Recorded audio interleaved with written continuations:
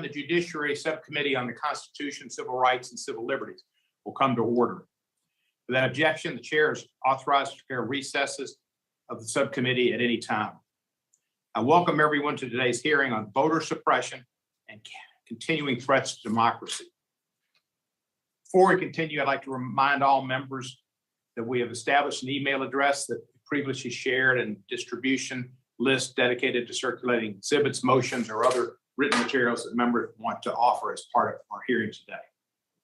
I also ask unanimous consent that our committee colleague, Representative Lucy McBath of Georgia, be allowed to participate in today's hearing, and that she permitted to ask questions should a subcommittee member yield her time. Without objection, so done. Finally, I would ask all members and witnesses to mute your microphones when you are not speaking. This will help prevent feedback and other technical issues. You may unmute yourself anytime you seek recognition. I'll now recognize myself for an opening statement. Earlier this past week, the nation commemorated the birthday of Dr. Martin Luther King on Saturday and his National Day of Honor, Dr. Martin Luther King Day, which we owe a great debt of gratitude to our previous chairman, John Conyers, who labored for that, I think, 15 or 16 years to make it become law on Monday, Dr. Martin Luther King Day.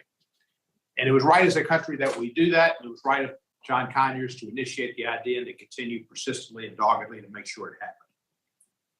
Many public figures and office holders gave speeches and statements to honor Dr. King's legacy of leadership.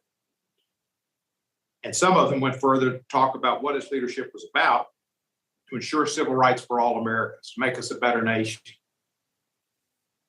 But to truly honor Dr. King, and in the way that I hear in church so often, to paraphrase, to be of Dr. King and not just about Dr. King. We must defend the most fundamental right that he fought to secure for Black Americans and other historically oppressed people, the right to vote. Yes, he was for the right to organize and have workers compensated properly and recognized being part of a union.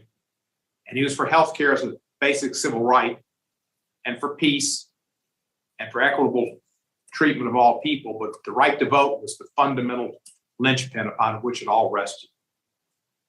In his 1957 speech in May of 1957, he said, quote, "The denial of this sacred right is a tragic betrayal of the highest mandates of our democratic tradition. And so our most urgent request to the President of the United States and every member of Congress is to give us the right to vote. Give us the ballot, and we will no longer have to worry the federal government about our basic rights." May of 1957, 65 years ago. Distressingly, those words from 1957 apply today, just as aptly as they did the moment that he made the speech, and it does as this moment that we live. As large segments of our nation's political and governing class appear ready to retreat from what had been a longstanding bipartisan commitment to protecting multiracial democracy since the enactment of the Voting Rights Act of 1965. It's impossible to think of the Voting Rights Act without thinking of our dear colleague, John Lewis, who we all miss greatly. John Lewis, in the first march from Selma, was beaten and almost gave his life for the right to vote. Dr. King led the second march when the government came in and made sure it was successful rather than it was unsuccessful. The people went to Selma with Dr. John Lewis for his moralizations of the march, his memory of the march, and people went and were touched and spoke about it, how they went with John Lewis to Selma. And then some of those same people voted not to continue the Voting Rights Act that he nearly gave his life for. That's named for him, the John R. Lewis Voting Rights Act. As this subcommittee has documented exhaustively through 13 hearings over the course of the last 3 years, voting rights for Black Americans, Latino Americans, Native Americans, Asian Americans, disabled Americans, and other historically disadvantaged groups have once again come under significant threats in many parts of our country. The extensive record we built through those hearings show that many states have adopted laws making absentee voting harder, reducing opportunities for early voting, and closing polling locations in predominantly minority precincts, among other things. According to the Brennan Center for Justice, between January 1 and December 7, 2021, more than 440 bills with provisions that restrict voting access have been introduced in 49 states in the 2021 legislative sessions. These are the most, quote, extraordinary, unquote, numbers that the Brennan Center has seen in any year since it began tracking voting legislation in 2011. Disturbingly, since 2020, we have also seen states changing their election administrative laws and processes to politicize the counting of votes already cast. Vladimir Putin has said it's important, most important, who counts the votes. In some cases, these measures could allow partisan actors to interfere with vote counts or even overturn the results. Beyond these already troubling trends is the fact that this redistricting cycle was the first one without the Voting Rights Act pre-clearance provision in effect. The results were predictable. For example, in Georgia, several lawsuits have been filed challenging the state's new congressional and legislative maps, alleging that they violate Section 2 of the Voting Rights Act by denying Black voters the equal opportunity to participate in the political process and to elect their candidates of choice by diluting the strength of their voters and their votes. These maps also strip minority elected officials of power by targeting their districts for elimination. In Tennessee, Congressman Cooper's district was divided into 3 different districts, and instead of being a district with 28% minority impact, it now is a district with 12%. And the remaining 16% are scattered through 2 other predominantly rural precincts where there will be 16% Black vote and 10% Black vote. Notably, people of color accounted for all of Georgia's population growth between 2010 and 2020, a time when the state's white population declined. Yet its redistricting plans not only failed to capture this fact, but actively sought to remove minority voters from majority minority districts and place them into majority white districts. Cracking is what that's called. In Texas, the Department of Justice filed a lawsuit to challenge the state's redistricting plans as violations of Section 2 as well. Texas created 2 new majority white congressional districts, eliminated a Latino opportunity district, and failed to create a district capturing the growth of the Latino electorate in Harris County, all despite the fact that 95% of the population growth in Texas between 2010 and 2020 was a result of growth in its minority population.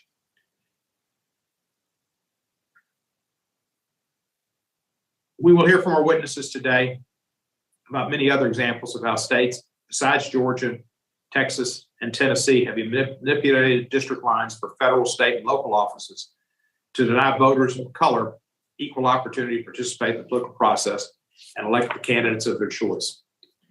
Make no mistake, at this moment, our nation's democracy stands on the precipice.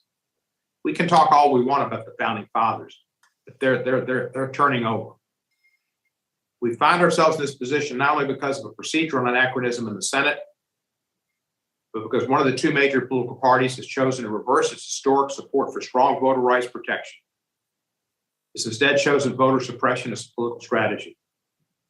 As recently as 2006, Congress was able to reauthorize the Voting Rights Act by an overwhelmingly bipartisan vote, 98-0 in the Senate. 16 of those senators are still in the Senate, and they didn't vote for the John R. Lewis Voting Rights Act this time, and 390-33 in the House, over 10-1. President George W. Bush pushed for the law's passage, and he signed it into law. Now it appears that many on the other side of the aisle have come to the cynical conclusion that it no longer pays politically to protect voting rights. They want power at all costs. The process doesn't matter except how it helps them get power. Indeed, they seem to have come to the conclusion, erroneously in my view, that they can only win if they suppress the right to vote of certain Americans. This is a tragedy. It's a tragedy for our country that some of its leaders have embraced the idea in the year 2022 that true multiracial and multi-ethnic democracy is a threat to them.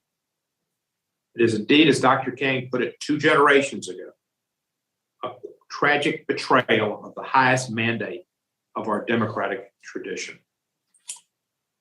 We now face an ever-narrowing window to save our democracy. We saw that door shut pretty close in the Senate. We're 2 votes short of getting an extraordinary process to allow it to continue, and 52 short of the unanimity that it saw in 2006. Let us hope that there's a crack in the door. The light shines in through a crack. Now I'd like to recognize for an opening statement the ranking member, and the ranking member today is a gentleman from Texas, Mr. Roy, and I recognize Mr. Roy for his opening statement. Well, I thank the gentleman, and I am indeed substituting for my good friend Mike Johnson, who has a conflicting hearing. He's apologetic he can't be here. He's got a HASC conflict, but he'll be joining a little bit later. Look, we're all here with our own concerns about what we saw happen last night. And after last night's failure in the Senate, here we are again. This will be the 7th hearing that the subcommittee has had in 9 months on the Democrats' race-baiting election bills. And that's what these are. Today's hearing will use state redistricting efforts to continue to advance the false charge of voter suppression and threat to democracy. That's what we're going to hear today. There'll be cries that partisan gerrymandering that are conducted by both parties, that are conducted always by both parties, that are racial gerrymandering when they're conducted by the GOP. And these cries are all about crass political power, because that's what gerrymandering has always been since its formation. We can talk about how to make districts more compact, how to make districts better represent the people, but this is all about crass political power and using race for that purpose. But that's not really what bothers me, because that's what I'm used to. It's that the cynical use of racial fear-mongering built on lies about bills being passed at the state level. After last night's failure in the Senate, another failed attempt to defend massive legislation that Democrats have unilaterally jammed through the House multiple times now, specifically designed to thwart fully legitimate state reforms that are good faith attempts to ensure ballot and election integrity. Yet they will lie and claim that these good faith attempts are designed to suppress voting. That's not at all what these are about. For example, Speaker Pelosi said about Republicans that they, quote, voted to aid and abet the most dangerous campaign of voter suppression since Jim Crow. This is outrageous. It was doubled down by the president last night, which I'll get to in a minute.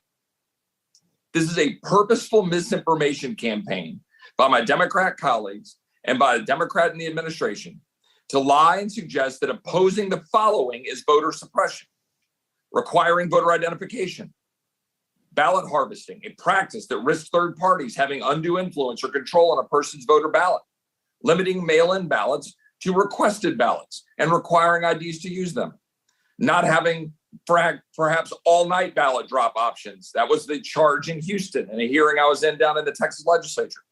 Having fewer early voting days compared to, say, another state. That's what's at the basis of all these charges, that these things are somehow voter suppression. The misinformation campaign is designed to make Americans believe they are for protecting voting rights. They use that term on purpose, voting rights, because who could possibly be against voting rights? For example, allow me to quote from acclaimed election history and law experts, Jerry West, Nick Saban, Paul Tagliabue and company. Quote, in the last year, some 20 states have enacted dozens of laws that restrict voting access and allow local officials or state legislatures to interfere inappropriately with federal election outcomes. Motivated by the unanticipated outcomes of recent close elections conducted with integrity, they say. These state laws seek to secure partisan advantage by eliminating reliable practices with proven safeguards and substituting practices ripe for manipulation. No doubt these famed election law experts spent the weekend reading the federal legislation for which they were lobbying, because I got the 700-page bill at 11:30 last Thursday night before voting on it on Friday, right before we got the rule. I assume they read it thoroughly over the weekend, as my staff stayed up into the middle of the night doing, to actually see what was in the bill. I assume, too, that they know, for example, that the bill would lead to completely outlawing or eliminating voter identification. Do they know that 4 in 5 Americans, 80%, support requiring voters to show photo identification in order to cast a ballot? I know my colleagues are sure fine with everybody having to show a voter identification with vax cards all across this country, including the nation's capital. Do they know that Delaware and Connecticut require photo or non-photo ID?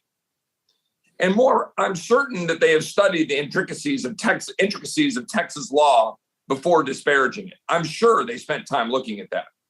Or say studied the Georgia election law at least a little better than studying the University of Georgia's, say, defense.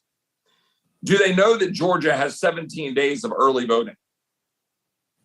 And that President Biden's home state of Delaware only has 10 days?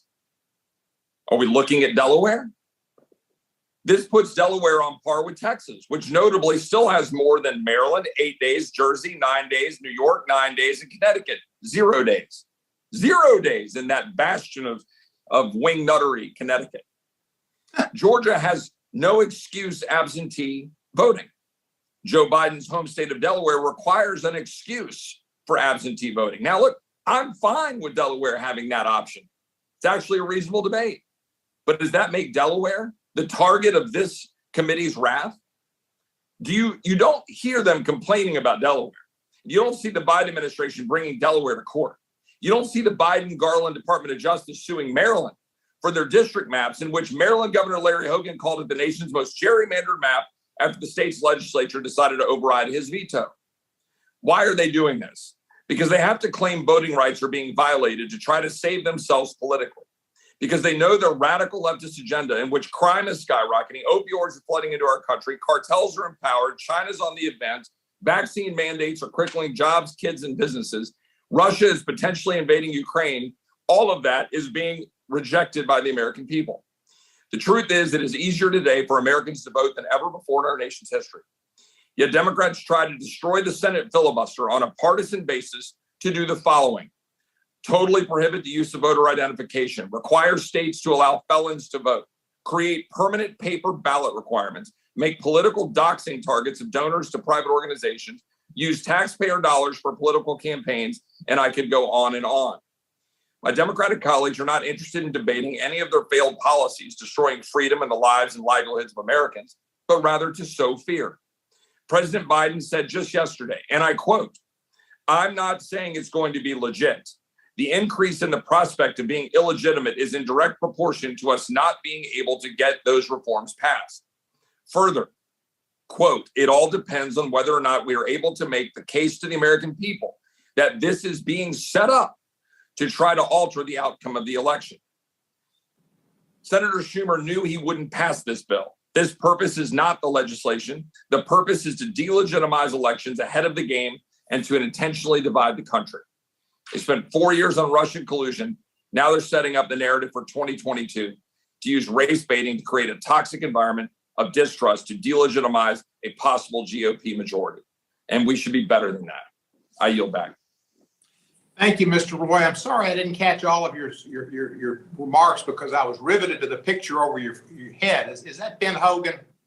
It is Ben Hogan. My dad grew up in Texas, and I played college golf, and Hogan sponsored us. So yeah, that's who that is. Well, I saw him when I was 10 years old here in Memphis. It was a great moment. He was a great golfer. Great story. Yep. Thank you, Mr. Roy. Now my pleasure to recognize the chairman of the full committee, the gentleman from New York, Mr. Nadler, who might have a picture of Y.A. Tittle somewhere. Unfortunately, I don't, but thank you, Mr. Chairman, for convening this hearing. Today's hearing on voter suppression and continuing threats to democracy comes at a critical point in our history. For the past several weeks, the debate surrounding voting rights has been almost exclusively focused on Senate procedures. Yet it is critical to remember that while the Senate negotiates changes to its procedures, states like Georgia, Texas, North Carolina, and Ohio continue their assault on democracy. Legislation to protect the fundamental right to vote in fair elections, free from racial discrimination, faces united obstruction from Republicans in the Senate. Ironically, they are so intent on blocking legislation to strengthen our democracy that they will not even permit the vote, the most basic democratic act, the majority vote. This disregard for core small d democratic values no longer surprises many of us. But until relatively recently, both parties shared a commitment to supporting the Voting Rights Act. As President Biden pointed out in his recent speech in Atlanta, the Senate voted 98-0 to reauthorize the Voting Rights Act in 2006. And then Chair of the subcommittee, Steve Shabbat, and I presided over hundreds of hours of hearings to make the record. 16 Republican senators who voted to reauthorize the act that year still serve in the Senate, but now they stand firmly in opposition. Here in the House, Mr. Shabbat and I joined our former chairman, Jim Sensenbrenner, and ranking member, John Conyers, to lead efforts to pass this 2006 reauthorization overwhelmingly by a vote of 390-33. President George W. Bush signed it into law. Sadly, that seems like ancient history now. As the threat to voting rights evolved, for decades after the act's initial adoption, Congress continually updated and reauthorized the law on a strong bipartisan basis in response to less racially overt, but no less discriminatory threats to the right to vote. For example, Section 2 of the Act, which will be a primary focus of today's hearing, was amended on a bipartisan basis in 1982 to address attempts by state to dilute the strength of minority voting power through the redistricting process and the other changes to the methods of election on the federal, state, and local level. As we will hear from our witnesses today, vote dilution efforts remain a critical threat to our democracy, as certain states seek to co-opt the redistricting process. These states' attempts to dilute the strength of votes cast by minority voters are even more alarming in light of efforts by Republican state and local officials to manipulate the composition of local election boards or otherwise change laws related to the administration of elections. And I must comment here on remarks made by Mr. Roy, who said that many states have harmless laws. How, in Georgia, for instance, and in other states, precincts and drop boxes are deliberately being reduced in minority areas so as to produce long lines, and then they make it a criminal offense to offer a sandwich or a drink of water to someone waiting online.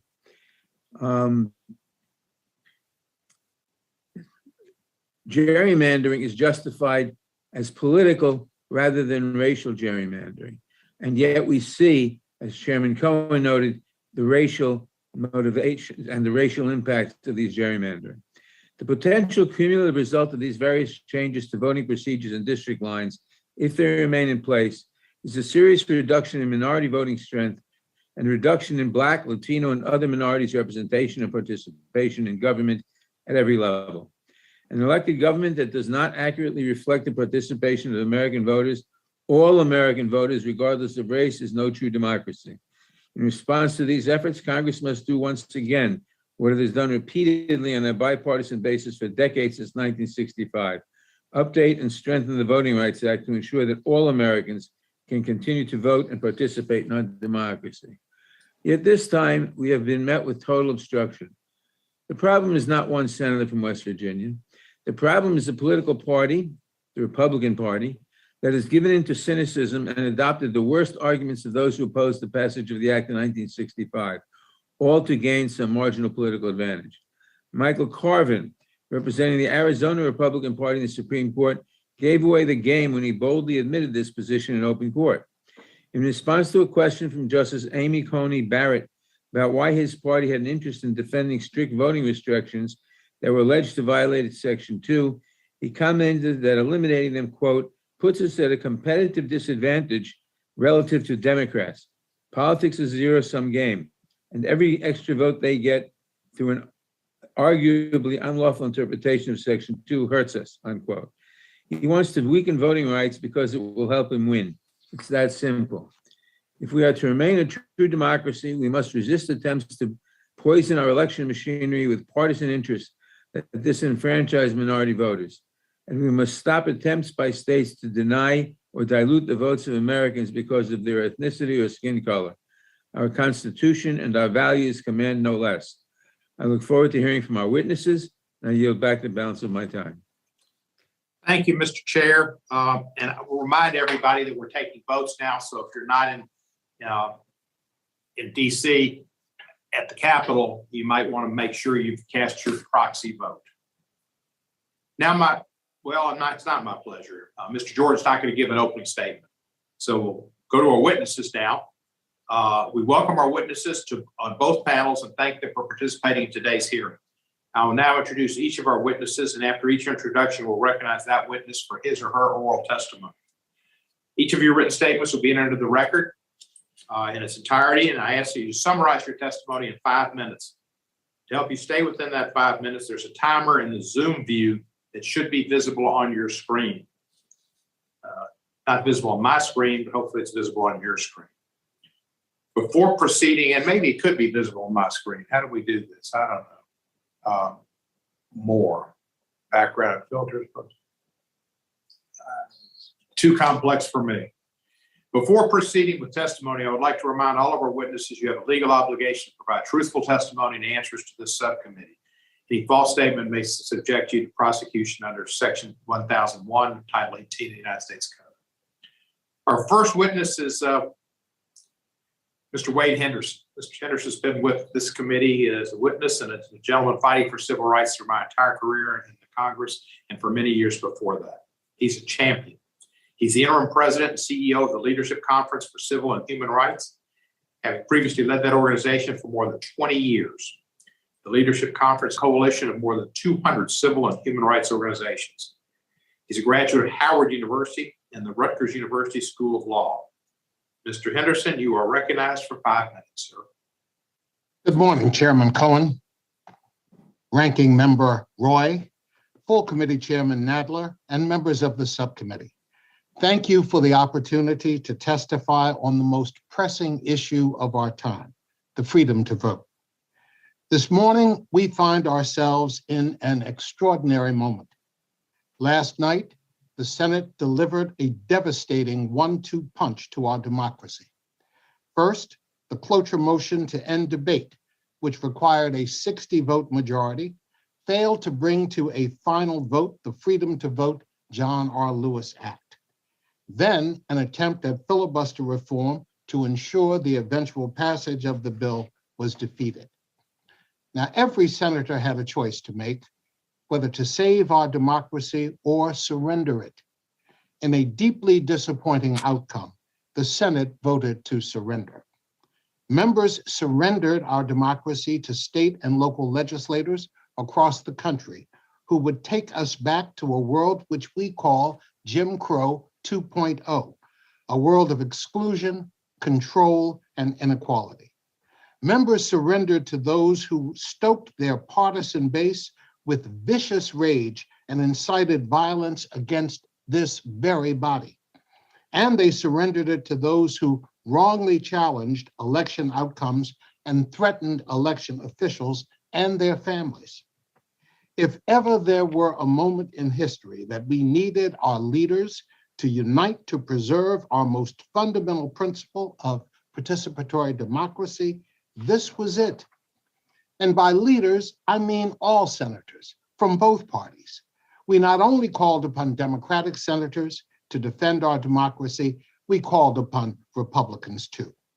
The Voting Rights Act has enjoyed strong bipartisan support since its enactment in 1965.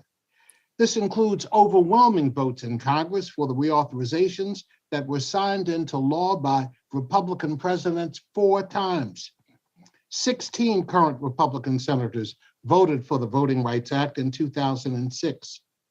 Yesterday, we made a final plea to Minority Leader McConnell to allow an up or down vote, citing longstanding Republican support and reminding him that it was Republicans, not Democrats, who passed the 14th and 15th Amendments to the US Constitution. But last night, these senators failed to meet the moment. Their refusal to allow the John Lewis bill even to come to a vote shows how far their party has fallen. Yesterday was a devastating day for our democracy, but as Dr. King said, and I quote, "Change does not roll in on the wheels of inevitability, but comes through continuous struggle," unquote. I want to assure you that the struggle continues. The civil rights community is not backing down from this fight. Our elections, the officials who operate them, and the voters seeking to participate in them are all under relentless attack. We are in this fight for them, and we will fight until we win. Now, nearly 9 years ago, the U.S. Supreme Court gutted the heart of the Voting Rights Act in Shelby County versus Holder. In its ruling, the court invited Congress to update the formula for requiring certain states and jurisdictions to pre-clear voting changes to ensure they do not discriminate. It was members of the House Judiciary Committee who took up the court's invitation to resolve and tenacity. I want to thank the committee for your leadership in developing the congressional record with evidence of voter discrimination and taking seriously your obligation to restore the Voting Rights Act. The Leadership Conference supported those efforts by publishing 13 state reports that documented the pervasive, persistent, and adaptive nature of modern-day voting discrimination, just as the Supreme Court instructed. We documented how the floodgates of discrimination opened on the very day of the Shelby County decision. Mere hours after the announcement, North Carolina passed its monster anti-voter law, which was later struck down by the Fourth Circuit Court of Appeals for targeting African Americans with almost surgical precision. Texas was not far behind with its own restrictive bill that a federal court ruled was intentionally discriminatory. We documented how this assault on democracy has only grown in momentum since the 2020 election.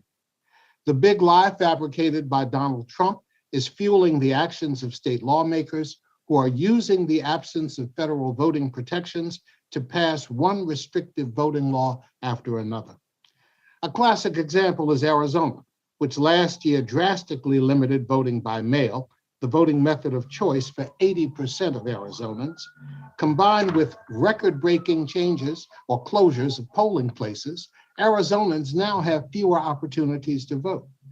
We're also seeing frightening attacks on election officials and poll workers, interference with impartial election administration, and challenges to election results, and voter dilution through partisan gerrymandering. This coordinated Mr. Henderson, we need to wrap up. Thank you, sir. I will.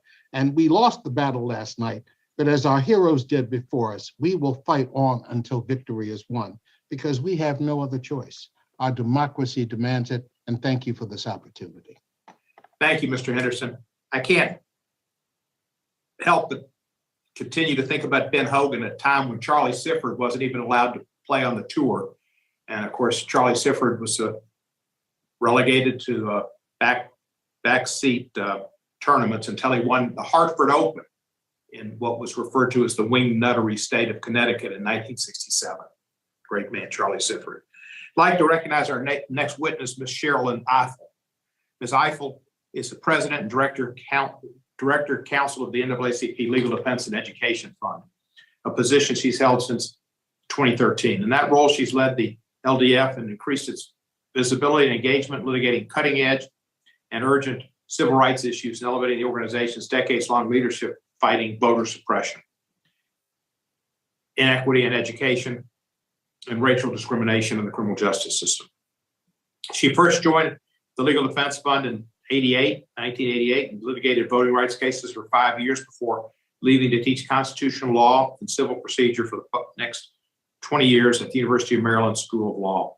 She received her JD from New York University School of Law and an undergraduate degree from Vassar. Ms. Eiffel, you're recognized for 5 minutes, and thank you.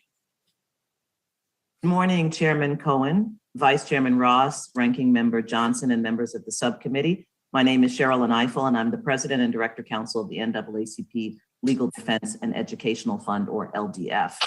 I have had the honor of appearing before this committee in the past to talk about the need for voting legislation to protect the rights of all Americans, especially for racial minorities. But I have never felt the sense of urgency or alarm that I feel appearing before you today. Last night, the US Senate failed to find the will to push past an arcane rule with racist roots. This increases my alarm, but also my resolve. This country is in a state of democratic crisis. At this very moment, states are drafting, passing, and implementing laws designed to create insurmountable barriers to voting. Those barriers are targeted principally at Black and Latino voters, Native American voters, disabled voters, and students. They include laws designed to restrict early voting, absentee voting, and the use of ballot drop boxes. They add the insult of making it a crime to provide water or refreshments to the injury of those who have to wait up to 9 hours to exercise the right that the Supreme Court has said is preservative of all rights, the right to vote. Laws have passed or are being considered that would leave Black and Latino voters vulnerable to the kind of intimidation reminiscent of the worst days of the civil rights struggle and that we saw on the rise in the 2020 election. Just this week, the governor of Florida announced a plan to create an election police force answerable to him.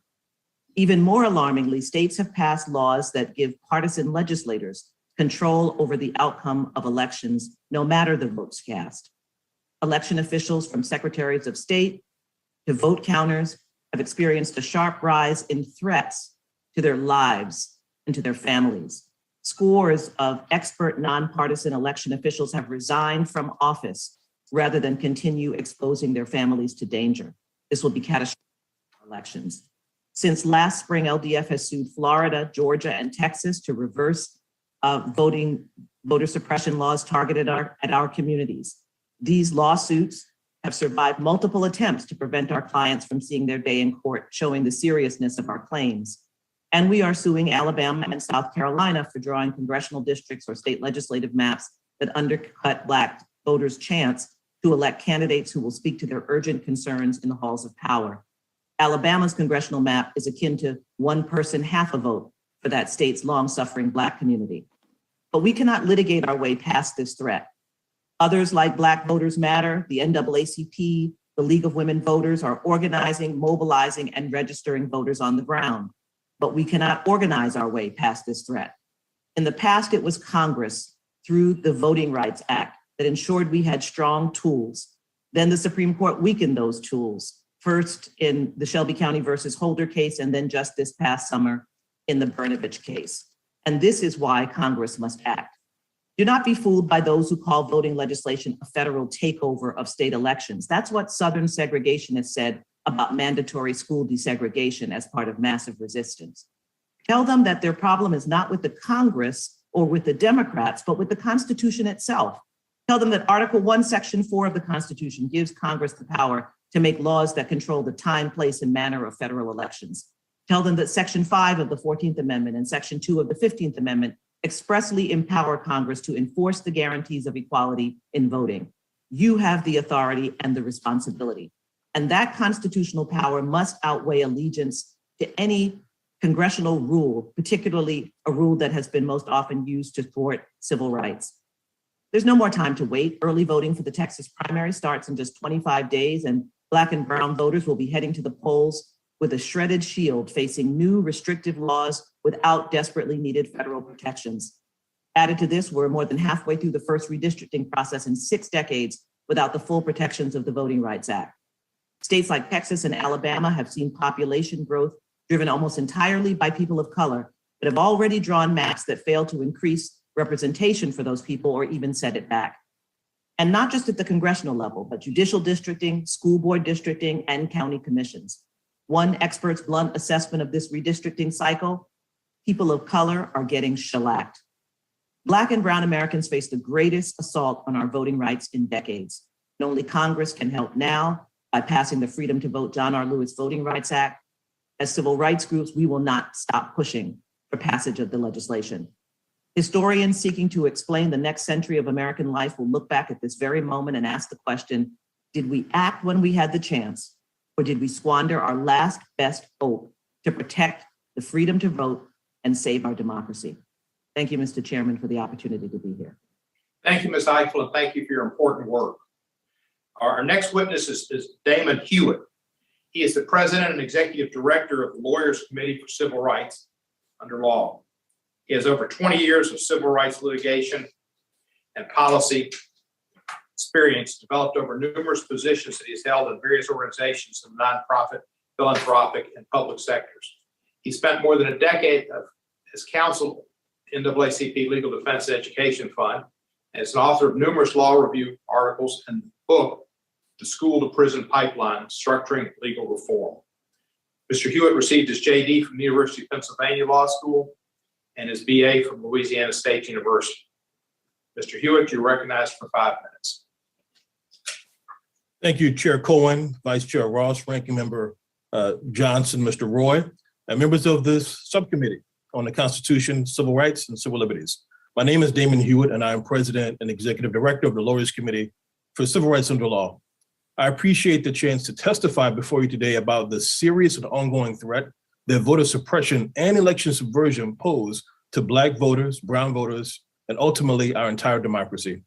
I join my fellow panelists in sounding the alarm to this committee, the full Congress, and the public about the urgent and substantial dangers we face as a nation due to the failure to adequately protect the fundamental right to vote for millions of people, particularly people of color, indigenous people, low-income people, senior citizens, students, and people with disabilities. In reaction to the historic voter participation in 2020 and fueled by the big lie, voter suppression bills have spread like a cancer throughout the states over the past year. And both brazen and violent efforts to subvert and overturn valid elections have gripped the nation.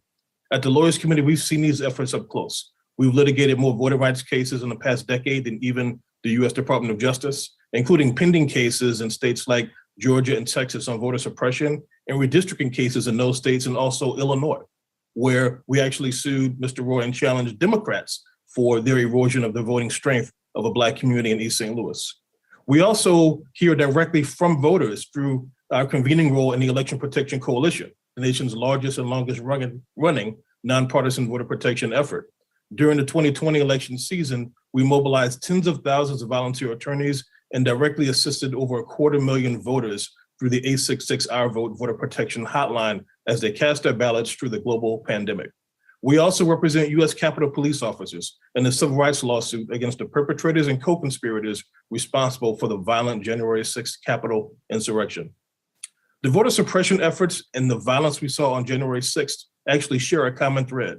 These are deliberate acts by desperate people, those hell-bent on silencing millions of Black voters, brown voters, young people, seniors, and others who turned out during the 2020 election, all in the interest of maintaining personal and partisan power. As you know, the Supreme Court has gutted the Voting Rights Act preclearance provision, the formula, Section 4, which enables Section 5 in Shelby v. Holder. In the absence of preclearance, many states, including those with the record, or recent record, of discriminating against Black voters, have enacted harsh voter suppression laws and devised new mechanisms to hijack electoral processes, measures that now go immediately into effect. In the past year alone, we're seeing bills that shorten the request period for mail-in ballots, impose strict signature requirements for vote by mail, adopt restrictions on how and when ballots can be delivered in terms of drop boxes and the like, and also closing polling place locations, in some cases reducing them down to one in the county and limiting voting hours and shortening the early voting period. Georgia is a prime example. It's SB 202, which I believe Helen Butler will testify about later in this proceeding. But it's important to note that Georgia also enacted legislation that reconstituted several county election boards, including those in places like Morgan, Troup, Lincoln, and Spalding counties, purging Black members from those election boards. So these bills are not just death by 1,000 cuts. Those cuts are interspersed with deep and vicious gouges and gashes that we believe and allege are anti-democratic. The amounts of voter suppression because they target the means of voting that are most popular with communities of color, even those that have become more recently popular during the pandemic. They are specifically designed to make it harder for certain people to vote, which is why we have alleged intentional racial discrimination in our litigation. Remember, states like Georgia don't just want to change the rules to prevent people from voting, they also want to prevent any sunlight or accountability for their actions, hence the takeover of local election boards. In the absence of the prophylactic power of Section 5 to stop this kind of legislation through preclearance, impacted voters are left with less effective remedies. During last night's Senate floor debate, we heard one senator point to litigation under Section 2 in Texas and elsewhere as an indication that the Voting Rights Act still has some power. We believe it does have power, but let's be clear. Section 2 is not an effective substitute for Section 5. Section 2 litigation is more data intensive, time consuming, and expensive, but also it takes time for the courts to actually render a ruling. By the time courts provide relief, sometimes the damage is already done, as I've indicated in my written testimony. Without Section 5 preclearance or robust Section 2 standard, which itself was also weakened and made cloudier by the Supreme Court's decision in Brnovich versus DNC, we are in a pickle as a nation. We're in a crisis as a community, and we must address this together. Congress must pass the combined Freedom to Vote and John R. Lewis Act to strengthen the Voting Rights Act's provisions. Members, this hearing comes just 5 days after what would have been the 93rd birthday of the Reverend Dr. Martin Luther King Jr. I want to leave you with his words. Voting is the foundation stone for political action. With it, we can eventually vote out of office public officials who bar the doorway to decent housing, public safety, jobs, and decent integrated education. The vote is essential. I believe that is exactly what some people are afraid of, that the vote is powerful, that the vote will be used by Black voters, brown voters, and other voters of color, and other voters marginalized by voter suppression. And make no mistake, congressional action or obstruction or inaction in the face of these outrageous attacks on democracy is the moral equivalent of complicity in the acts themselves. Thank you for your time. I'll rely on my written remarks and testimony for the remainder of my time. Thank you, Mr. Hewitt, and I apologize. I understand I incorrectly referred to the NAACP Legal Defense and Educational Fund as Education Fund. So I want to get that clear, and thank you for your good work. Thank you. Our next witness is Mr. Thomas Saenz. Mr. Saenz has been with us before, Distinguished President, General Counsel of the Mexican American Legal Defense and Educational Fund, or MALDEF, a position he has held since August 2009. He was also with MALDEF for 12 years, and for 8 years he taught civil rights litigation as an adjunct lecturer at the University of Southern California School of Law. Mr. Saenz has received his JD with honors from Yale Law School with undergraduate degree summa cum laude from Yale. He's recognized now for 5 minutes. Thank you. Good morning, Honorable Chair, Ranking Member, and members of the subcommittee. I am Thomas Saenz, President and General Counsel of MALDEF, and as you noted, I have had the opportunity in the last year or two to address this subcommittee about the critical importance of the John Lewis Voting Rights Advancement Act, and in particular of reintroducing preclearance as a powerful form of alternative dispute resolution to both prevent and efficiently deter voting rights violations by jurisdictions across the country. Today, I have the opportunity to address the ongoing redistricting process that, as you all know, occurs every decade throughout the country. We are midway through that process, but we already have some sense of what the impact of this first redistricting without the protections of preclearance will be.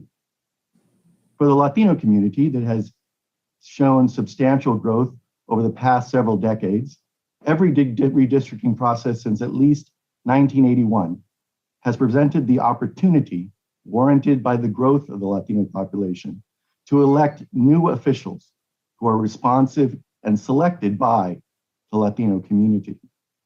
This year should have proved no exception. Our census showed that 51% of the entire country's population growth in the last decade was from the Latino community. Latinos are now 19% of the total national population and have shown even higher rates of growth in particular states around the country. But that opportunity that should have been occasioned through the census demonstrated growth has not been realized. Although we are midway through the process and some states and many localities are still going through the redistricting process, I can now quantify, in some sense, the impacts of the failure to put in place the John R. Lewis Act, and in particular, its preclearance formulas.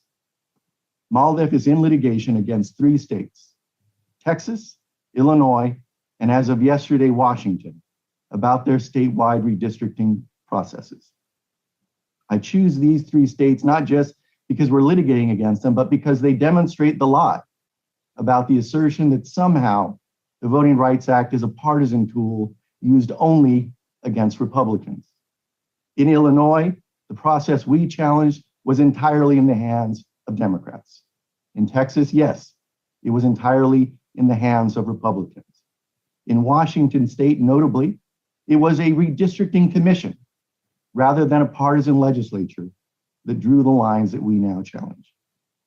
In these 3 states, but in particular in Illinois and Texas, both, we saw not just the failure to create new Latino majority districts in state legislature, Congress, and in the Texas State Board of Education, but also the dismantling of districts that were already Latino majority, either because they were drawn that way a decade earlier or because they had developed through natural movement of population into being majority Latino districts over the last decade. So we saw both failure to create new districts and dismantling of existing Latino majority districts. In these 3 states, we saw for the Latino community the price of the failure to enact the John Lewis Act in 18 lost Latino majority seats in Congress, state legislatures, and state board of education. 18 seats. I emphasize that because the unfortunate nature of vote suppression is we often cannot quantify the impact. Even at the primary level, we can only estimate how many eligible voters have been prevented from registering or casting a ballot. We can only speculate about how they might have voted and the impact on the elections. When it comes to secondary effects, we can only guess. We know it's devastating. We can only guess at how many voters were deterred from participating themselves because a member of their family or community was prevented by vote suppression from casting a ballot. And at the tertiary level, again, devastating, we know, but we can only guess at how many people have seen their cynicism about government increase because of vote suppression. But through redistricting, we can quantify the effects of the failure to enact the John Lewis Voting Rights Act. For the Latino community, it now stands at 18 lost Latino majority districts, districts that would have allowed the growing Latino community, present in this country from its very beginnings, in significant numbers since the mid-19th century, and an increasing proportion of our future, would have allowed that community to elect candidates of choice to important legislative positions. That 18 is only the beginning because we are only midway through this process. That 18, however, demonstrates how critically important that the Senate I believe time is expired. That the Senate act to put in place the John Lewis Act and the pre-clearance formulas that are embedded within it. Thank you. Thank you, sir. Our next witness is Ms. Maureen Reardon. Welcome you back. You've been with us before, and it's nice to have you back again. Litigation counsel for the Public Interest Legal Foundation, which she joined in 2021 after previously serving for 20 years as an attorney in the Civil Rights Division of the U.S. Department of Justice, including a senior counsel to the Assistant Attorney General for Civil Rights during the Trump administration. Ms. Reardon received her JD from St. Mary's University School of Law and her BS in Criminal Justice from Seton Hall. Ms. Reardon, you're recognized for 5 minutes.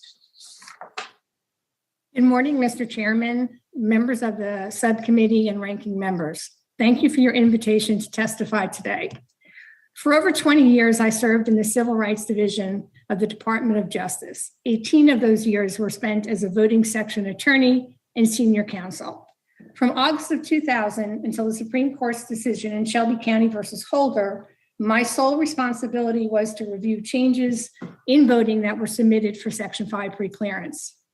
In that decision by the Supreme Court, the court made clear that only certain conditions would justify any formula for Section 5 coverage today.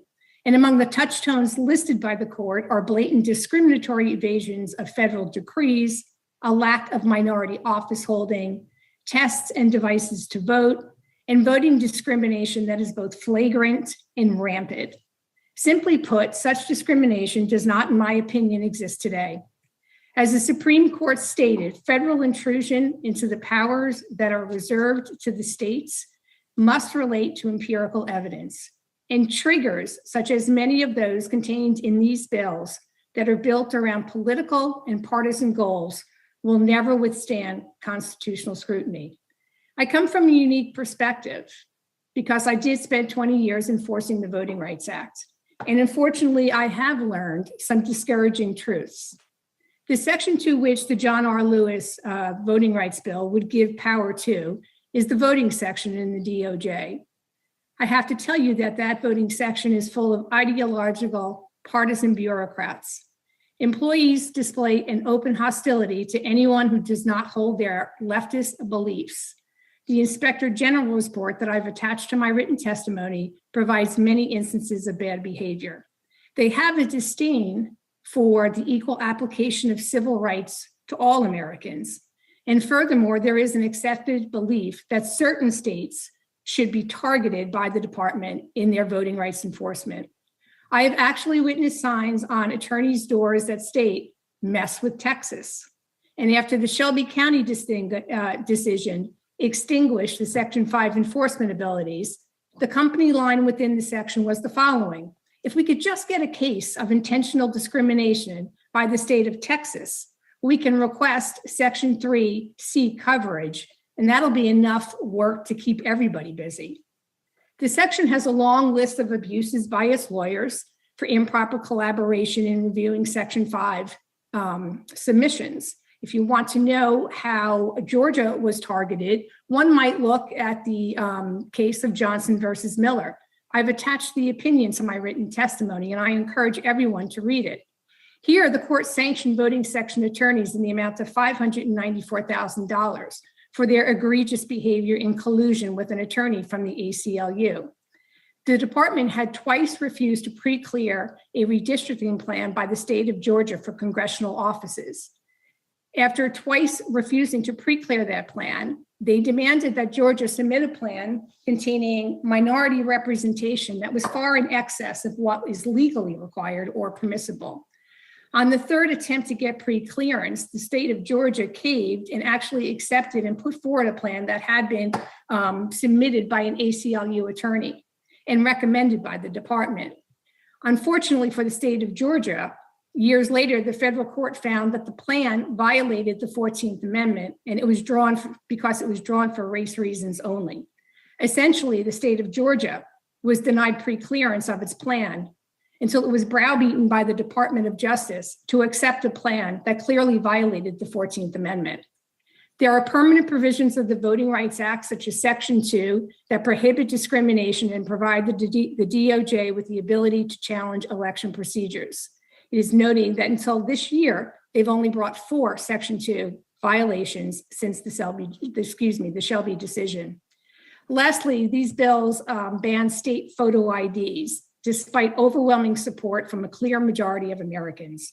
They require same-day registration, require recognition of coalition districts, limit a state's ability to verify eligibility and remove ineligible voters, require online voter registration, and require automatic registration, require the restoration of felon voting rights and taxpayer money to fund congressional candidates. These are just a few of the provisions. These provisions accomplish 3 things. 1, they overturn several Supreme Court precedents. 2, they severely damage the integrity of our elections.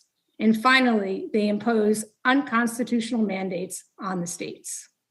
Thank you. Thank you, Ms. Reardon. Our next witness is Mr. T. Russell Noble. If I mispronounce that, help me. He's senior attorney for Judicial Watch. From 2005 to 2012, he served as trial attorney in the Civil Rights Division of the U.S. Department of Justice, including 5 years in the division's voting section. He was also previously a legislative assistant for a member of the House Financial Services Committee. He received his JD from the Mississippi College School of Law and his BA from the University of Mississippi. He served as law clerk to the Supreme Court of Mississippi. Mr. Noble or Mr. Nobile, or please help that, you're recognized for 5 minutes. Thank you. Good morning, Chairman Cohen and Ranking Member Roy and other members of the subcommittee. It's an honor to be back before the subcommittee. In 2008, the Supreme Court upheld the constitutionality of voter ID. Following that ruling, there was a rush by advocacy groups alleging rampant illegal voter suppression. The nature of those claims varied, but they usually involved allegations that common sense election regulations, such as voter ID and longstanding time, place, and manner regulations, disenfranchise minority voters. Such allegations gained new intensity after the Supreme Court's 2013 Shelby County ruling.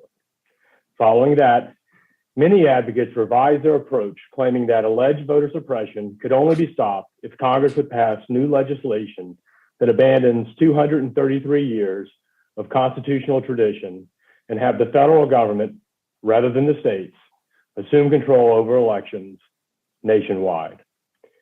In an attempt to rally support for this new legislation, its proponents have described a near dystopian-like world in which minorities have no right to vote, and even going so far as to coin the term Jim Crow 2.0 to describe disfavored state election regulations. More recently, they've smeared people that don't support federal takeover elections as long-lost supporters of Jefferson Davis, George Wallace, and Bull Connor. Everyone here knows what Jim Crow involved. It was state-sponsored oppression of American citizens, and in many instances, much worse. It is a uniquely dark period in our nation's history with few parallels.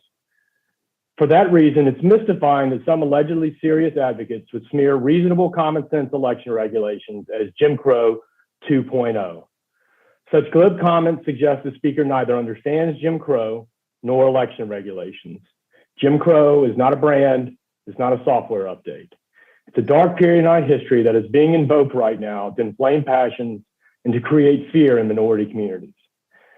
As I testified before this committee in July of last year, minority registration and turnout, not hyperbolic sound bites, tell the true story of ballot access in the United States.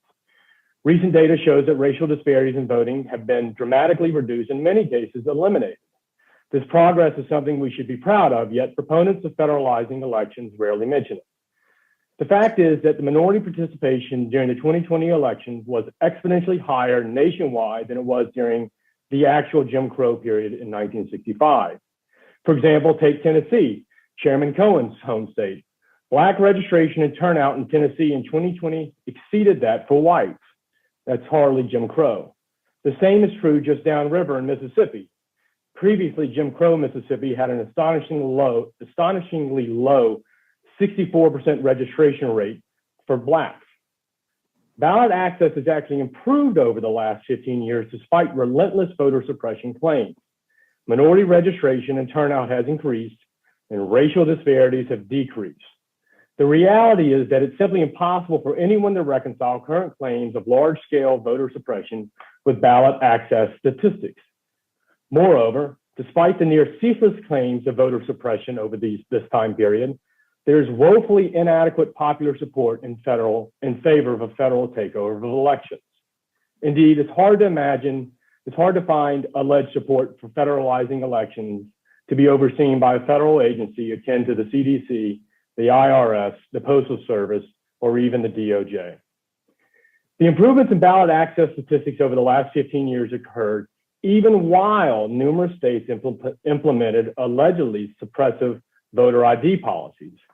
In fact, concerns about allegedly suppressive voter ID policies have failed so spectacularly that voter ID now enjoys near universal national support, with recent polling estimating 80% of Americans support it. There is an undeniable disconnect between today's voter suppression narrative and reality, which explains why there is inadequate popular support for federalizing elections. Until this is resolved, the John Lewis Act and the Freedom to Vote Act will remain remedies in search of a problem. Thank you very much for the invitation to testify today, and I look forward to answering your questions. Thank you. And I do remember you from our previous hearings. Would you remind me how you pronounce your name? It's No Bill. No Bill. Like Mobile, Alabama with an N. Mobile. No Bill. I got you. Thank you, Mr. Noble. And somebody's noticed that I moved my chair, and I did that for a purpose. Mr. Henderson will understand why. I guess I'm underneath Everett Dirksen, who looks a bit frazzled and upset, and that's the way he'd be today.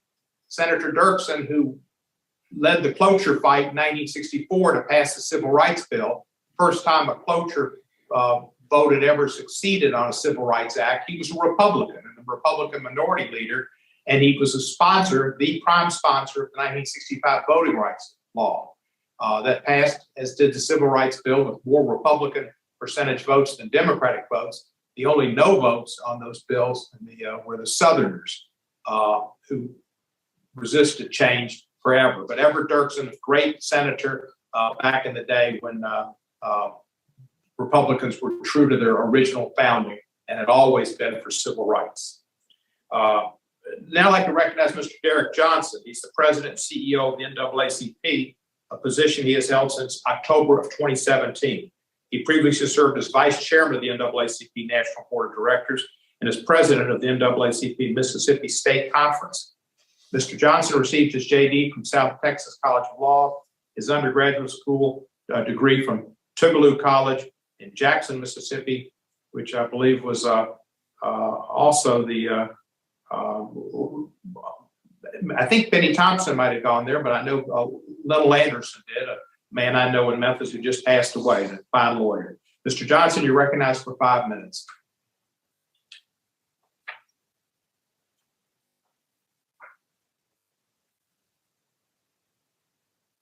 Mr. Johnson, you might need to turn on your microphone. That's important. You can hear me now. That's exactly right. That's right. Thank you. All right. Good morning, Chairman Nadler and Cohen, ranking members Jordan and Johnson, and subcommittee members. Thank you for the invitation to testify about concerted effort to disenfranchise Black Americans and the need to pass the Freedom to Vote John R. Lewis Act. I ask permission to include my full statement in the record. I am proud to be with you today, representing the nation's oldest and largest civil rights organization. I'm here to speak for members and activists of the NAACP across the country. I'm also speaking to you as a proud adopted son of the state of Mississippi. Mississippi has been my home for the past 30 years. I live and work in the heart of the state where so many battles for civil rights were fought. It was in Mississippi where Medgar Evers, my predecessor, served at the state conference and gave his life for the cause of voting rights. It was in Mississippi where righteous people of all races, religions, and creeds converged 58 years ago to register voters during Freedom Summer. Among them were individuals such as Hollis Watkins and Sylvester Simpson, who worked closely with Fannie Lou Hamer. It was in Mississippi where some of those heroes were summarily executed by white supremacists for the crime of registering Black voters. The sacrifice made this country a more perfect union. But the danger they struggled against never fully disappeared. Law and the Supreme Court's eye on Georgia. Why would that be important for the people to vote? Well, as I said, they're making it more difficult for people to be able to exercise their right to vote by mail. They're requiring photo ID that be submitted with their absentee ballot application. Let me ask you about that because that's interesting. A lot of people are for voter ID and all, but for absentee ballots, how do you do voter ID in Georgia? What do they want you to do? Take a hologram and send it in? Well, if you don't have a Georgia driver's license or Georgia State ID, not even the free voter ID that you get from the state. In your opening, the support of a bipartisan Senate and House of Representatives for the reauthorization of the Voting Rights Act in 2006. It's important to remember that. I remember when a committee chairman of Judiciary, F. James Sensenbrenner, went to the floor of the House of Representatives to defend the Voting Rights Act against 4 amendments, any one of which could have easily derailed the bill. It was a powerful indication of the importance of leadership and bipartisan support that made that bill possible. Unfortunately, our country today is very different than it was in 2006. It's incredibly polarized, and we are seeing that polarization reflected in the unwillingness of Republicans in the Senate to even support a motion to proceed to debate, to even allow the bill to be debated. When we and the Leadership Conference membership sought to get support from Republicans, our members wrote to 16 Republican senators requesting a meeting. and particularizing activity taking place in each of their states to justify why it was so important for them to at least express a willingness to sit down and talk.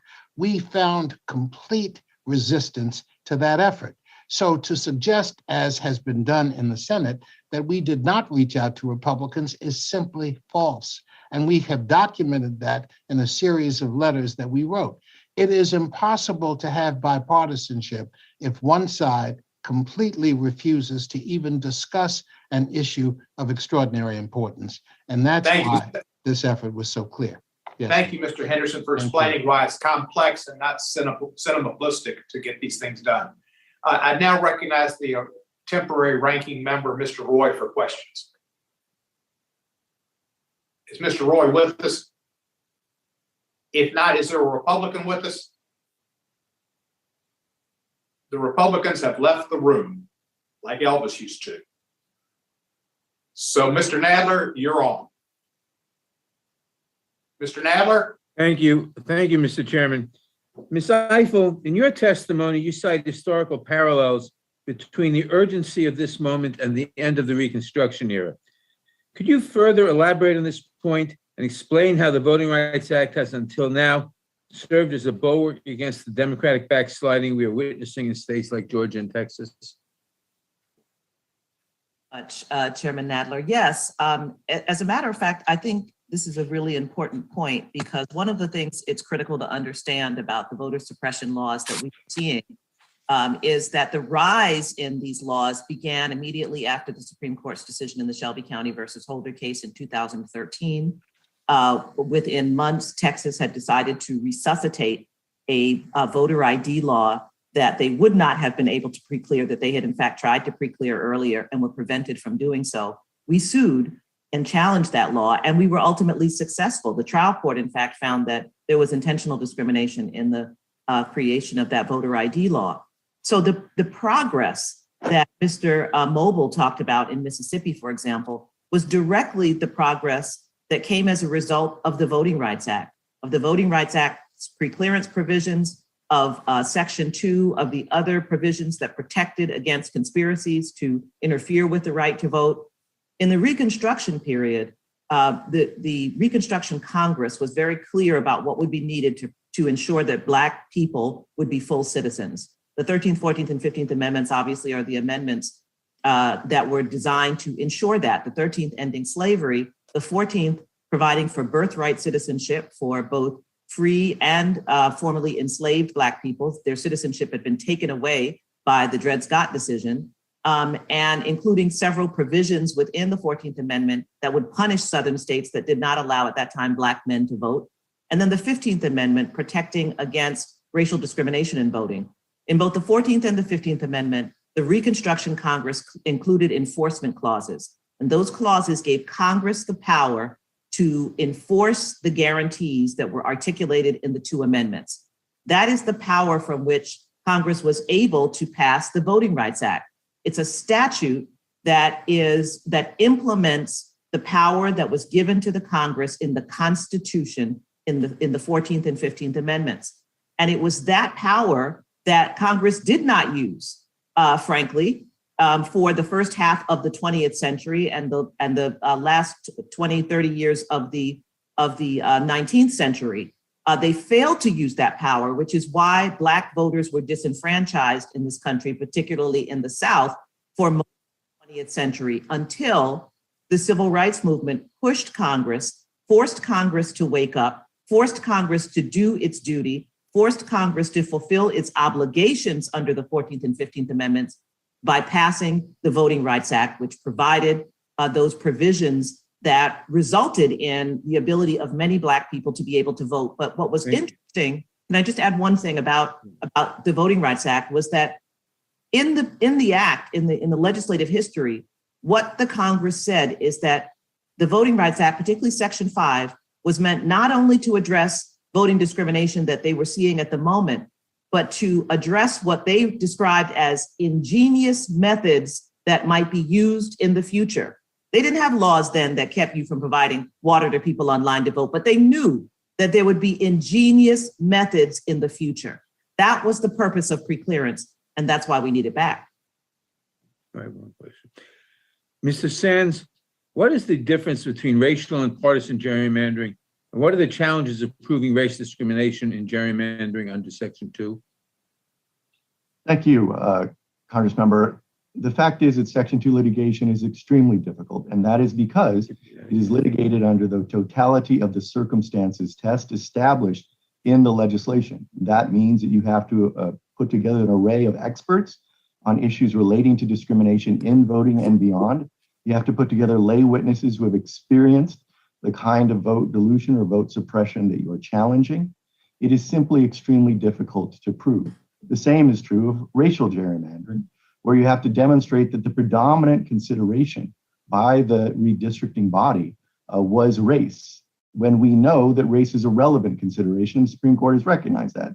So you are trying to put what is done into a very narrow scope of over considering race. Bottom line, as you know, is that litigation under Section 2 and under the Constitution is extremely expensive, and why we need preclearance as an ADR mechanism to more efficiently address voting rights violations.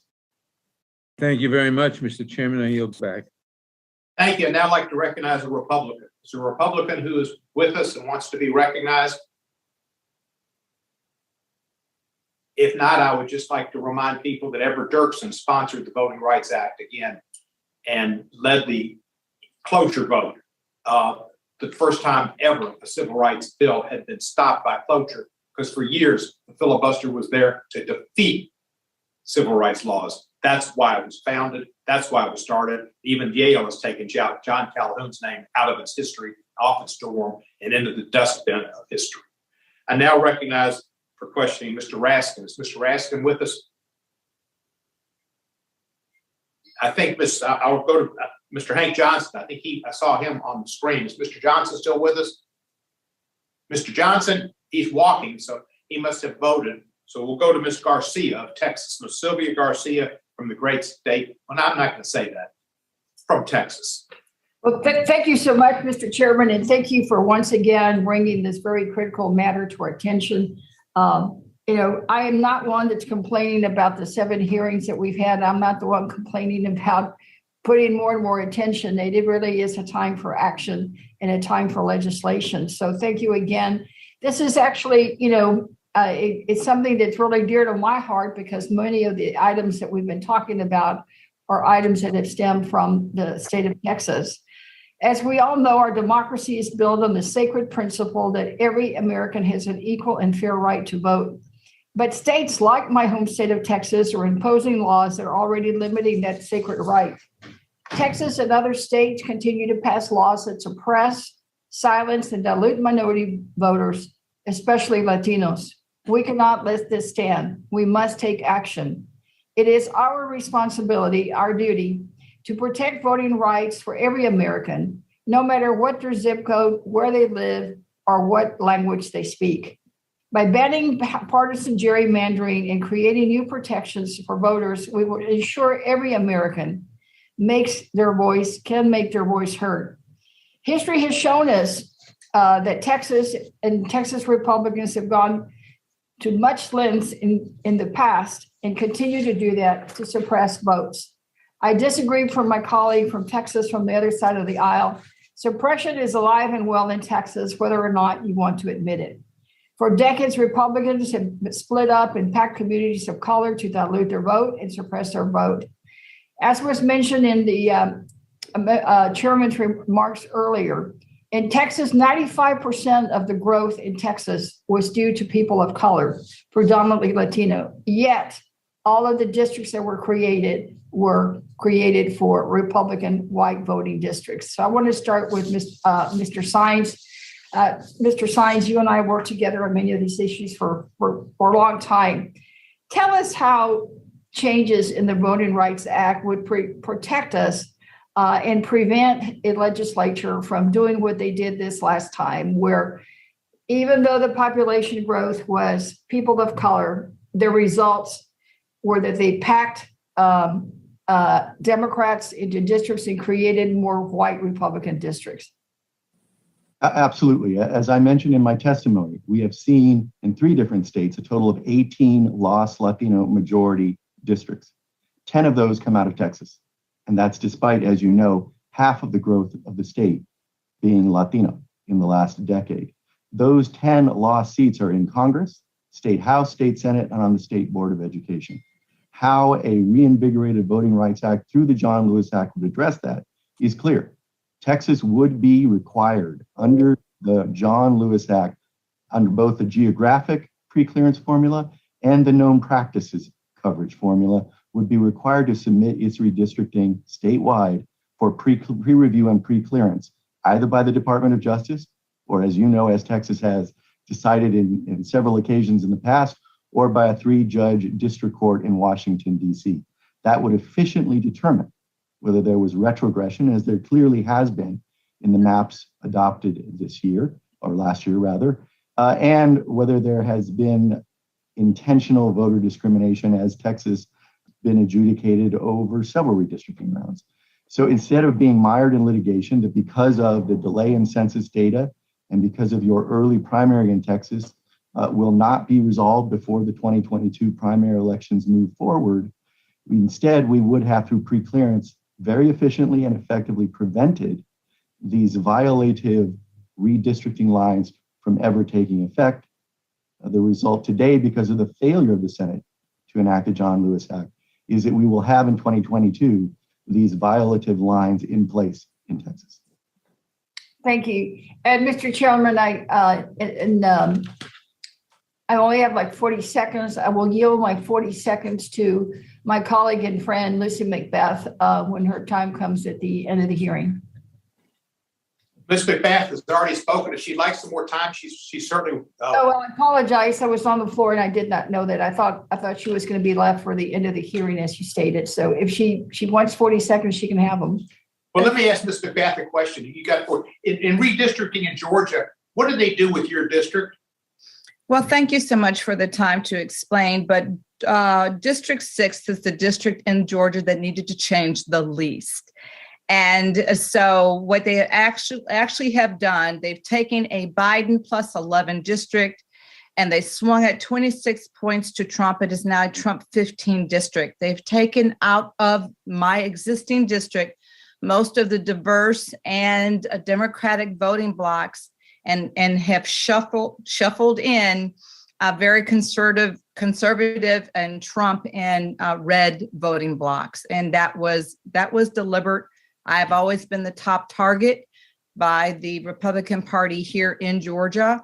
And being, the member that sits in the seat that was once held by Newt Gingrich, and I'm the first minority in the history of Georgia to ever sit in this seat, the first Democrat since 1979, I have always been the target.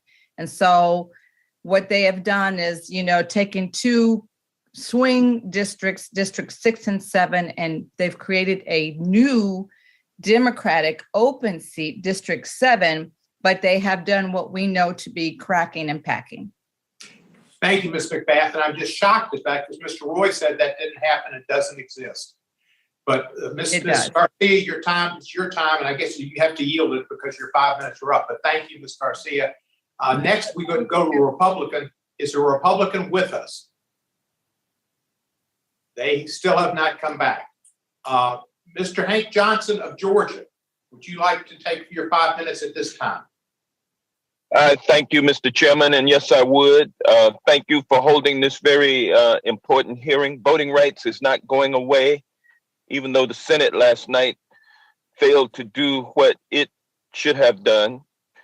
And in some respects, we can call it a racist Senate. The same way that we can talk about racism when it comes to my colleagues on the other side of the aisle making statements today about Black people and Democrats race baiting. It's like, when you mention about how much of racism still exists in the soil of America, they want to plant their heads in that soil and refuse to acknowledge what's in the soil. And it's they've been emboldened now, Mr. Chairman, my colleague from Texas, I'm sure would not have felt comfortable in talking like he spoke 3 or 4 years ago. Mr. Roy, because he's back with us. I appreciate a Republican being with us. I just want to make that known. we're good. Because of the election of Donald Trump and the Make America White Again movement, he feels empowered to be able to say what he wants to say. He knows that it's wrong, but he feels entitled. He feels privileged. It's white privilege, it's white power that allows him to say what he said. And I'm just blown away by where we in our discourse on this committee. But at any rate, we heard about Mr. Henderson. I'd like to ask you, Georgia is one of the nation's fastest growing states, and this growth has largely been driven by people of color. Over the last decade, Georgia's Black population grew by 16%, almost 500,000 people, while the population of white Georgians has decreased.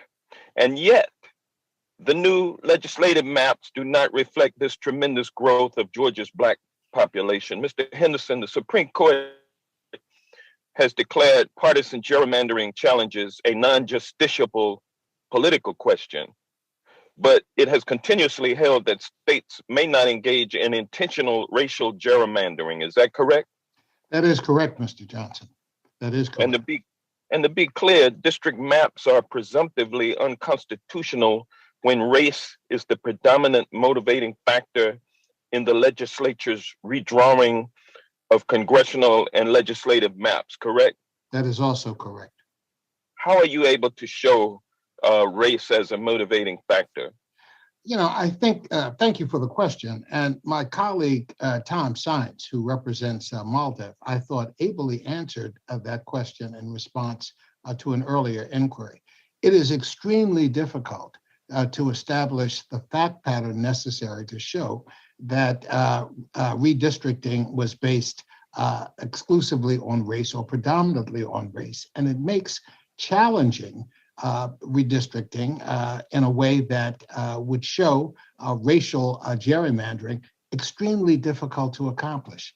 One has to look at the totality of circumstances and deduce from those circumstances that race was the predominant factor, and that is extremely hard to do. I'm now quite familiar with what's going on in Arizona because in a meeting recently with Senator Sinema to point out why having a debate on voting rights was so necessary, we pointed out the demographic changes that have taken place in that state over the past 10 years. We pointed out the fact that since the Shelby County decision, 320 polling places in Arizona were closed. 70% of polling places in Maricopa County, the most diverse county in the state, have been closed. And at the same time, the legislature adopted recently a limitation on mail-in voting, which Arizonans used 80% of the population.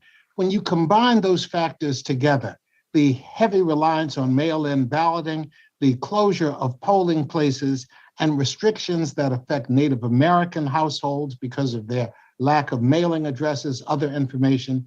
When you look at the attacks on election workers that have occurred in the aftermath of the 2020 election, and the fraudulent review of voting procedures conducted by the so-called cyber ninjas in Arizona, the first of its kind, the totality of circumstances lays the foundation which allows you to help evaluate both what's happening in the election process and the gerrymandering circumstance.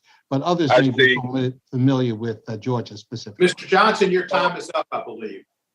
Thank you, Mr. Chairman. I would just leave with the fact that it would be only 6 blind mice on the Supreme Court who could not be able to look through the facade and under a totality of the circumstances rule correctly. And I'm not confident that that will happen. With that, I yield back. Thank you. Thank you, sir. We are now at an unusual time in our hearing in that we have Mr. Garcia. Can you hear me? Yes, I can. All right, Mr. Garcia, who could not testify because he had technical difficulties, is now with us. I will yield to the desires of the minority who are with us now, Mr. Johnson, the ranking member, and Mr. Roy, the acting ranking member. Would you like for Mr. Garcia to proceed with this testimony now, or would you prefer that we wait until after you have your opportunity to question witnesses, each of you, or what would be your preference? I don't want to discriminate. I would defer to my colleague from Louisiana. My instinct would be to allow the witness, out of deference and respect for his time, to allow the witness to go ahead and testify, and then we'll be happy to join in after. And I apologize, I don't proxy vote. I was down on the floor of the House, so sorry I wasn't back here. Thank you, Mr. Roy. Mr. Johnson, is that okay with you to have Mr. Garcia testify now? Perfectly fine, my friend. I don't have my material before me. I know you represent LULAC, and you have represented them over the years. You're recognized for 5 minutes, sir. Thank you. My name is Domingo Garcia, and I'm from Dallas, Texas, and I'm the national president of LULAC, the League of United Latin American Citizens, the nation's oldest Latino civil rights organization and the largest. And we're here because, unfortunately, since 1970, we've had to file suits in Texas and all over the country to protect the voting rights of Mexican Americans and Latinos throughout the United States and Puerto Rico. I'm going to talk to you a little bit primarily about Texas. From 2010 to 2020, 90% of the population growth in Texas was predominantly Latino and people of color. As a result of that, Texas was the only state that got 2 congressional districts. We would have assumed that because of the large Latino growth, that we would have had 2 Latino opportunity congressional districts in Texas. But after the meetings of the Texas legislature, I testified there. We gave the numbers, even though Latino districts could have been created in Dallas, Fort Worth, in Harris County, Houston, and in South Central Texas around Austin, San Antonio. No districts were created. Literally, you could have just made squares. You could have made triangles and you would have created Latino opportunity districts, because Texas is now a majority minority state, one of only 6 in the country. But that didn't happen. And what happened was you had extreme weaponization of gerrymandering for political purposes. And by the way, we're nonpartisan. We don't support Democrats or Republicans. We just believe in fairness and equity in the process. So whether it's Democrats doing it to the Republicans, or Republicans doing it to Democrats, our concern is just that everybody has a seat or an opportunity to have a seat at the table. And that did not occur during this congressional redistricting in Texas. As a result, we believe that the plans that were adopted by Texas in regards to Congress, the state Senate, the state House, and the State Board of Education were intentionally discriminatory. You have to go out of your way and create wiggle lines, like the gerrymanders that we learn about in social studies courses about what used to happen out in the 1890s in New York. Well, that is happening in 2022 in Texas. And we believe that the only way we can protect the voting rights of Latinos, African Americans, and Native Americans in the entire country is by passing protections that will take care of Latinos. For example, Congressman Roy, I know you're from Texas. Look, I was a former state representative, but Texas had an only whites primary. Texas had a poll tax that my grandfather paid, because that you had to pay $2.50 at that time, equivalent about $20 today, to vote. And that was to intentionally keep people, Black and brown people, from voting. Literacy tests were passed to make sure that if you couldn't read or write the Texas Constitution verbatim, you couldn't vote. Okay? That was a test. How many jelly beans in a jar to do math? All of those happen. And when we see voter ID, when you see all these efforts to stop people from voting, think about this. What happened in Texas was we used to have, every senior in Harris County got an application to vote by mail, not a ballot, just an application. And the Texas legislature passed a law saying, no, so you know what? You can't do that. You can't get more people to vote. We got to restrict the number of people to vote. We can't have 24-hour voting so that people that are working 3rd and 4th, 5th shifts, primarily poor working people, can have an opportunity to vote just like more well-off middle-class people. No, we're going to stop that. By the way, I'm in Dallas County. If I go register somebody to vote in San Antonio, Austin, or Houston, I commit a felony. If I help my neighbor, a senior, vote by mail, and I help them fill out the ballot because maybe they're bed stricken or maybe their eyes not, I commit a felony. That's what we've come to in Texas, the criminalization of voting, to make it so difficult that they have to rig the system instead of going for the hearts and minds of voters. And the fact of the matter is Latinos are pretty much an independent group. We're socially conservative. We're pro-police. We're pro-ICE. We're split on abortion. Republicans have made inroads, but you can't rig the system like we saw in the state Senate. There are no Latinos from Dallas County, and we have the largest Latino population without a congressional district or a state Senate district. In the state House, there could have been additional Latino districts created in Midland and Nectar County, in Tarrant County, in Harris County, and in Caldwell County. None of that happened. And that's why we believe that we are asking that a voting rights bill be passed to protect the rights of every citizen to have a fair shot at voting. And that's not what we're seeing today in Texas. And by the way, LULAC is involved in litigation in Iowa, Arizona, Florida, because unfortunately, again, we are seeing these voter suppression tactics to keep Jose and Maria and everybody else that may be with a last name like Garcia from voting, or making it so difficult that the numbers go down. And already we see numbers like for mail ballots, 50% of the mail ballots in Travis County have been rejected. Why? Because for the first time, Texas required that you add your social security number or your driver's license to your application. And many seniors are forgetting to do that, and therefore their mail ballots are being rejected. So it's a Thank you, Mr. Garcia. We thank you for getting your technology corrected, and we appreciate your testimony. And I want to thank Mr. Roy for his courtesies in allowing you to testify at that point, which I think was appropriate. Now, which Mr. Johnson or Mr. Roy, whoever you choose, will go first for the 5-minute question. Mr. Chairman, I think that's, Mike, what's your call? Go ahead, Chip. I'll defer to you if you want to go first. All right, well, I'll go at that if that's what you prefer. Mr. Roy, ask for 5 minutes. Thank you. All right. Well, I thank the chairman, and I had a few questions I was going to ask, but I feel compelled to address a few of the things that have been discussed, in part, probably somewhat in my absence, and I understand why that's the case. But I said I was on the floor voting, and we're talking about proxy voting. It's not just about a lawsuit. Some of us believe that it is unconstitutional and wrong to proxy vote, and we can disagree on that. But I have put my money where my mouth is, and I'm not voting by proxy. That has caused all sorts of complications in my existence in a world where the Congress is continuing to vote by proxy. And I've got competing engagements, and I can't multitask if I'm voting in person. So that is a real issue, and we ought to address it. And I think it's tearing apart the House of Representatives. I would also note that my colleague, Mr. Johnson, Hank, not Mike, was making some comments about my alleged white privilege.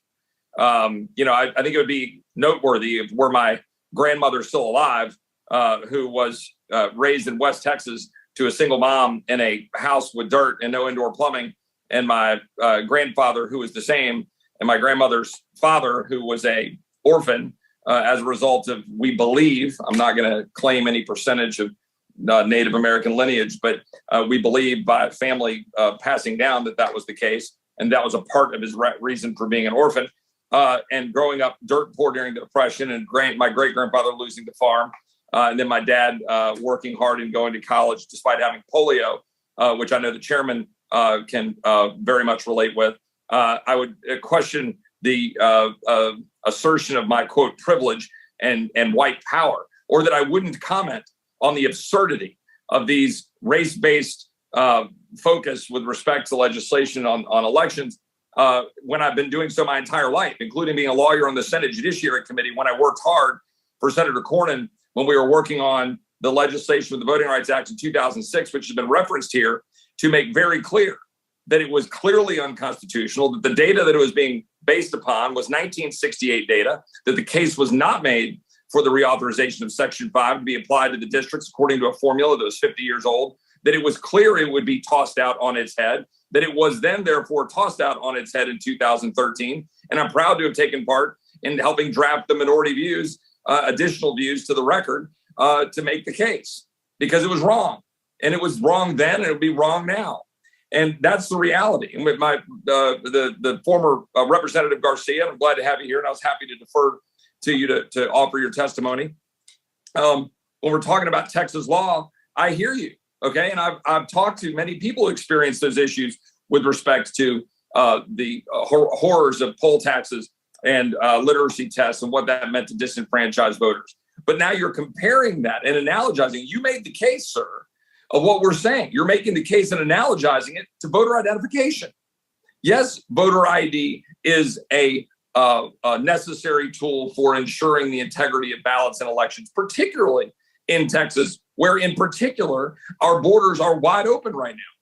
We've literally had 1 million people come to the United States and be released into the United States over the last year due to the complete and utter incompetence, and not just incompetence, but malicious refusal to actually enforce the laws of the United States, to know who's in the United States. For the rationale for having voter ID is being made by the very administration who's accusing states of being racist for wanting to have voter identification to ensure the integrity of elections when they refuse to defend the sovereignty of the United States. Those are the facts. We know what the numbers are in Texas, and we see what's actually happened. And a final point on the gentleman's commentary about Mr. Charlie Sippert, who I believe passed away this last year. I'm trying to remember my timeline, but was obviously noteworthy for being, some people would call the Jackie Robinson of golf. And we're not here to talk about golf, but I do want to raise an issue that when I was in college and was a walk-on on the golf team at college, there was a young man who was a dear friend who has since passed away, unfortunately, from meningitis, viral meningitis, while he was playing on the Canadian tour, trying to make it. Louis Chutengua, he was the first Black to win the South African Open, and he was my dear friend. And he broke that color barrier, and we would talk at length. And yes, he, like other Black Americans, faced racism in 1990s in Virginia. And we'd have conversations about that. You want to talk about privilege. He would talk extensively about the privilege of being an American and the privilege of what it means to be an American, and having faced what he faced in Zimbabwe and going over and winning the tournament in South Africa. I know my time is up, Mr. Chairman. I like to try to keep the clock, but I'm well aware of the importance of these issues. I come at it from a very different perspective, however, about the integrity of the elections and not using race for political purposes. And one final point, and I know I'm over my time and appreciate the indulgence, is that with respect to I'm sorry, I lost my train of thought. I had another point. So I'll defer and yield back to the chairman. Thank you, Mr. Roy. And if you come back with your thought, I'll give you an opportunity to express it. Thanks, sir. Ms. Ross has got time. Mr. Raskin has seniority, but I'm going to recognize Ms. Ross because she has that John Kennedy picture in the screen, and I think Mr. Raskin is great at batting cleanup. Ms. Ross, you're recognized for 5 minutes. Well, thank you, Mr. Chairman, and just wanted Mr. Raskin to know that I got my copy of Vogue magazine today with a big feature on him and his book and his family. And he is not only an excellent member of the committee, but a celebrity in Vogue now. So congratulations to him for that. I also want to thank everybody who came to testify today. And you know, this is such an important issue.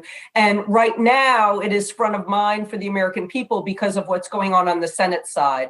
But in North Carolina, it has been front of mind for centuries. I'm a former civil rights attorney and a state legislator from North Carolina. And I've witnessed firsthand efforts to reduce the power of minority voters in my home state through racial gerrymandering and voter suppression laws. Last week, a 3-judge panel upheld North Carolina's new maps for U.S. Congress, the North Carolina Senate, and the North Carolina General Assembly. These maps are intended to further reduce Democratic representation, an outcome that's also likely to dilute the power of minority voters and reduce minority representation at both the state and federal level. While this is not the outcome I had hoped for, the panel did establish key findings about the unequal nature of these maps and laid the foundation for the state Supreme Court to rule against partisan gerrymandering on appeal under the state constitution.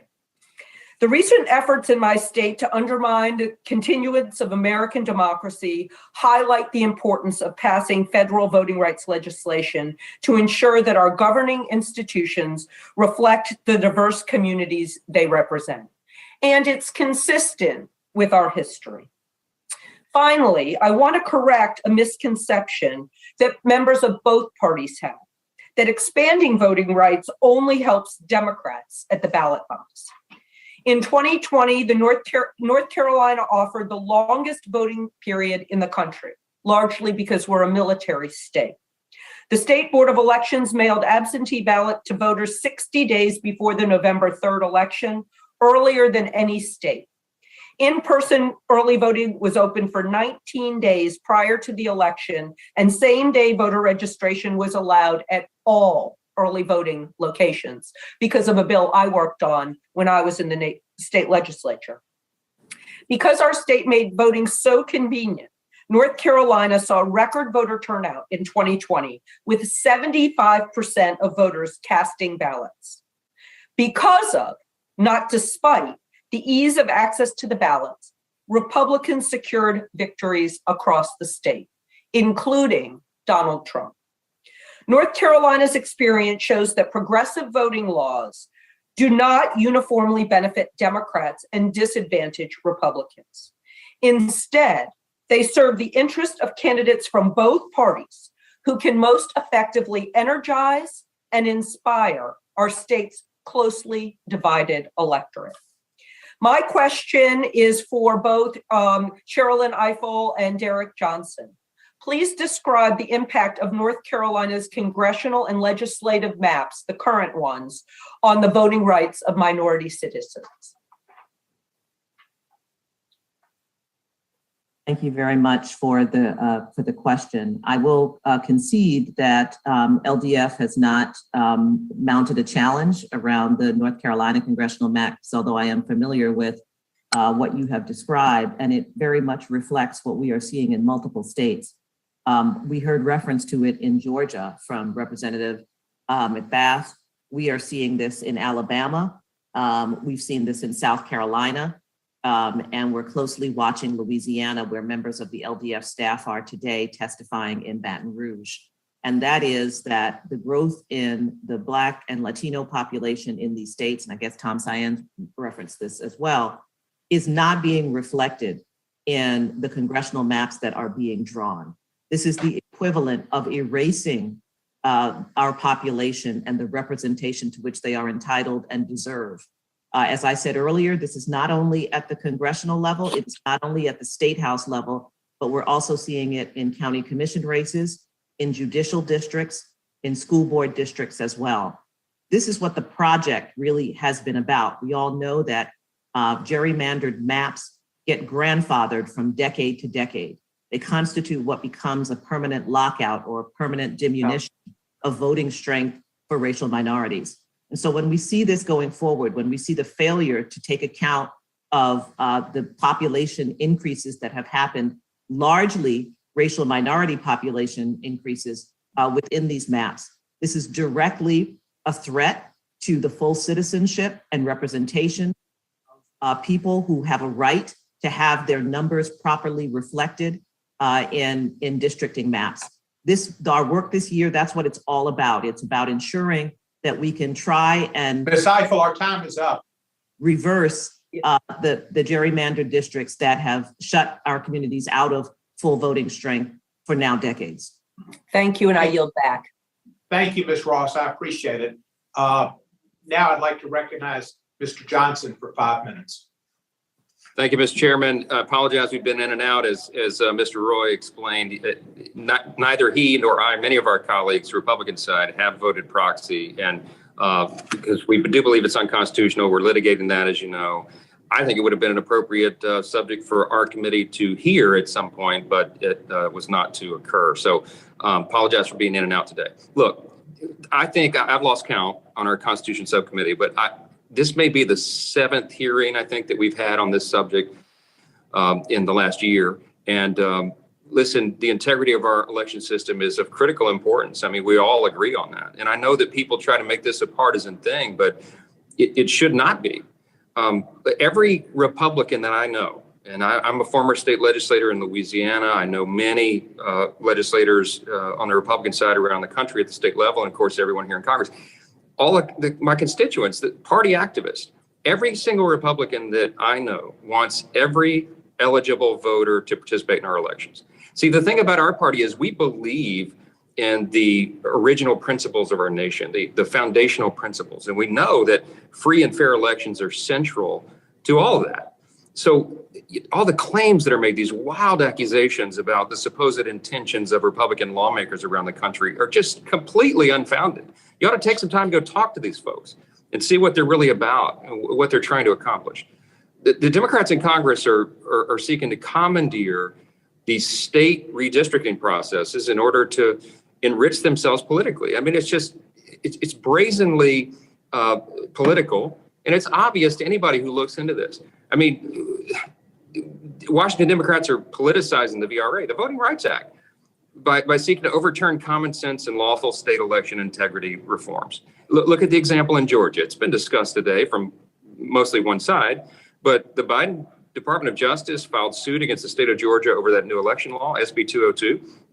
That law, if anybody at home can Google this and research it for themselves, don't listen to what pundits and supposed experts are saying about it. Look at the law. It strengthens ballot box protections. It enhances the state's election integrity, and that's why it was popularly supported there. But one of the experts who's testified in this committee before on election laws stated that the DOJ's complaint, the lawsuit that the Biden administration filed against that Georgia law, quote, reads more like a press release from the Democratic National Committee than a serious lawsuit by an apolitical Justice Department, unquote. And this is the theme that we've returned to over and over in this year, when we had Attorney General Merrick Garland before us and all the other hearings that we've had on these subjects and others related to it. The people are losing faith not only in our election system for all the accusations that are flying back and forth, but more importantly than that, perhaps, in our entire system of justice. They're losing faith in our institutions. The idea that there is equal justice under law, that justice is blind, because they're seeing the Department of Justice being weaponized for political purposes. That is something that should greatly concern us. All this is being done for politics in Washington, and it's a shame. It violates our constitutional order. It violates our principles. It is the states that have the authority to do these things. And the Supreme Court has ruled recently, we've covered this ad nauseum, that the conditions that existed in 1965 simply do not exist today. There is no evidence of widespread voter suppression or voter discrimination or any of that. This is not about race at all. The legislators that I know, the ones that are working in all these states, Republican and Democrat, are trying to ensure that the elections are fair and free so that the people do not lose their faith in the integrity of the ballot box. If we lose that, y'all, we lose everything, and everybody should agree with that. I only have 1 minute left. Maybe I'll ask our minority witness, Ms. Roland, if there's anything that's been said she'd like to comment on, because I know she may not have another opportunity. I'll give the time to her.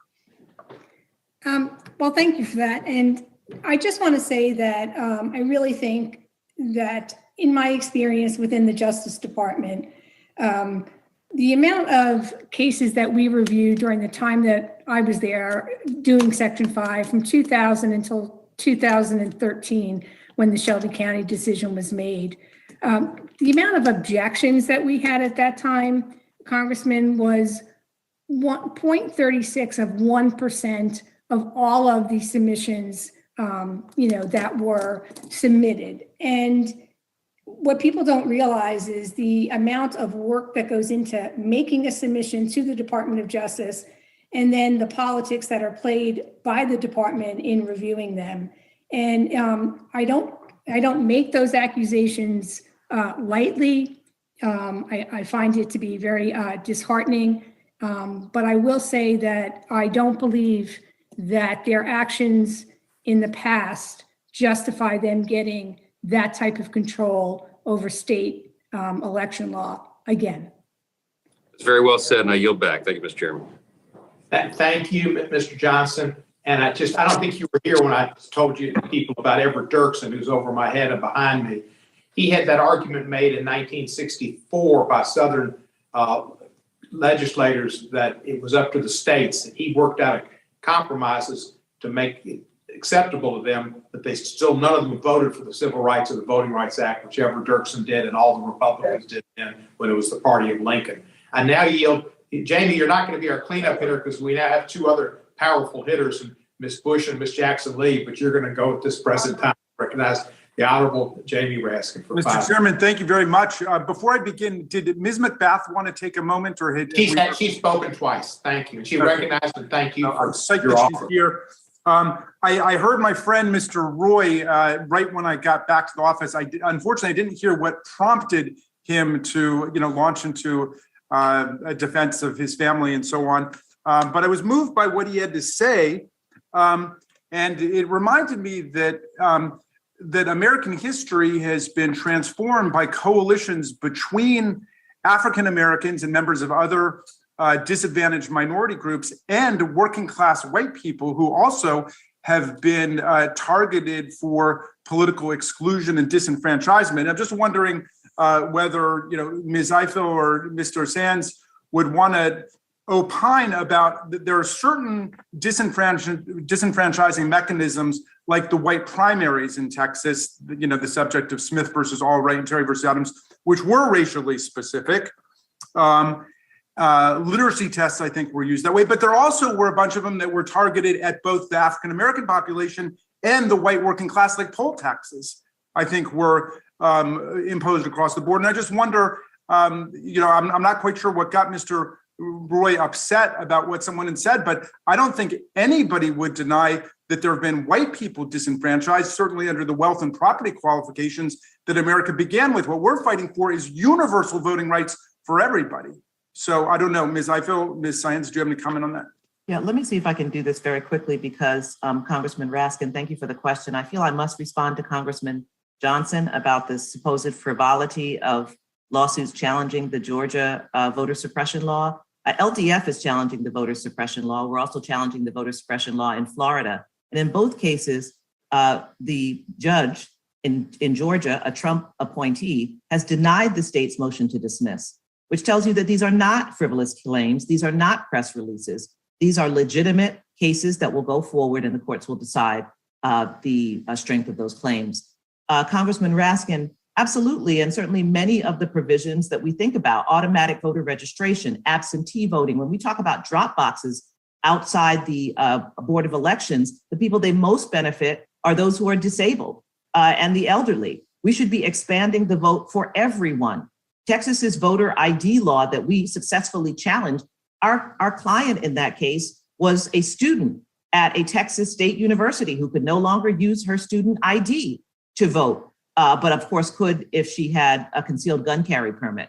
But that also doesn't mean that we deny the targeting of Black and brown voters that has happened in the country since we received the right to vote after the 13th, 14th, and 15th Amendment. The Voting Rights Act was designed to address that for a reason. And we can't deny that history simply by pointing to the fact that there has been widespread oppression across the board of many people without wealth. Thank you so much for that. Mr. Science, did you want to add anything to that? I would just add that your point is absolutely accurate. Voting rights laws benefit everyone. We see collateral disenfranchised when it comes to voter ID, which often has a very significant impact based on class and economics. In Arizona, we found that the attempt to restrict voter registration, new registrants being required to produce a birth certificate or other proof of citizenship, had effects on young voters of all races who were choosing to register for the first time, and on the elderly who had difficulty obtaining the proof of their citizenship. So it is absolutely true that there are collateral disenfranchised and that voting rights laws, like all civil rights laws, benefit every American. I think we're in this situation today because of the Supreme Court's successful efforts to gut the Voting Rights Act in Shelby County versus Holder and in the Brnovich decision. There's been a war from the bench against the Voting Rights Act, against civil rights legislation generally. Are we at a point when we can recognize that federal statutes, including the most powerful voting rights statute we ever had, the Voting Rights Act of 65, are not enough?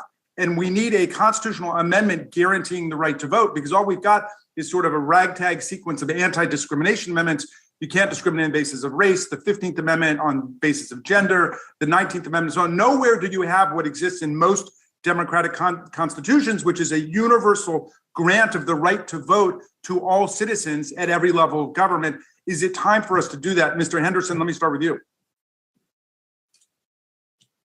Thank you, Mr. Raskin, for the question. It's a very important question, and I believe you are right that a constitutional amendment guaranteeing the right to vote to all American citizens would be a powerful tool that would help resolve many of the disputes that we're talking about now. Having said that, the likely adoption and ratification of such an amendment is virtually impossible. One need only look at what's going on now with an effort to restore the Voting Rights Act of 1965 based on the requirements imposed by the Supreme Court in the Shelby County decision. Many of us believe that the court offered a roadmap to the appropriate reauthorization of that act, even if we disagreed with the holding itself.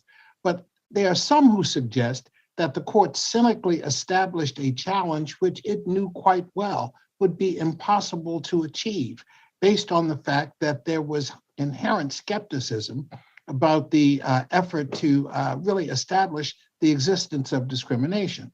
We think the House Judiciary Committee and the Senate have helped modernize the formula that the court required be considered in an update of the Voting Rights Act. Okay, but let me, if I could pause you there, Mr. Henderson, I just wanted to ask the minority witness whether you would agree to a constitutional amendment establishing a right of all citizens to vote. Ms. Roland.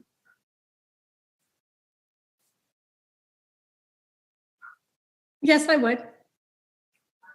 So, and that would, I think, would be the best answer, Mr. Henderson. Maybe we could get people together around the principle of a constitutional right to vote. I yield back, Mr. Chairman. Thank you for your indulgence. Thank you, Mr. Raskin. I appreciate it. Mr. Roy, are you with us again? I see your camera's on. If not, I was going to let him out of the sand trap that he was in when he left us. He's apparently so. I would, Mr. Johnson, have any other Republicans there?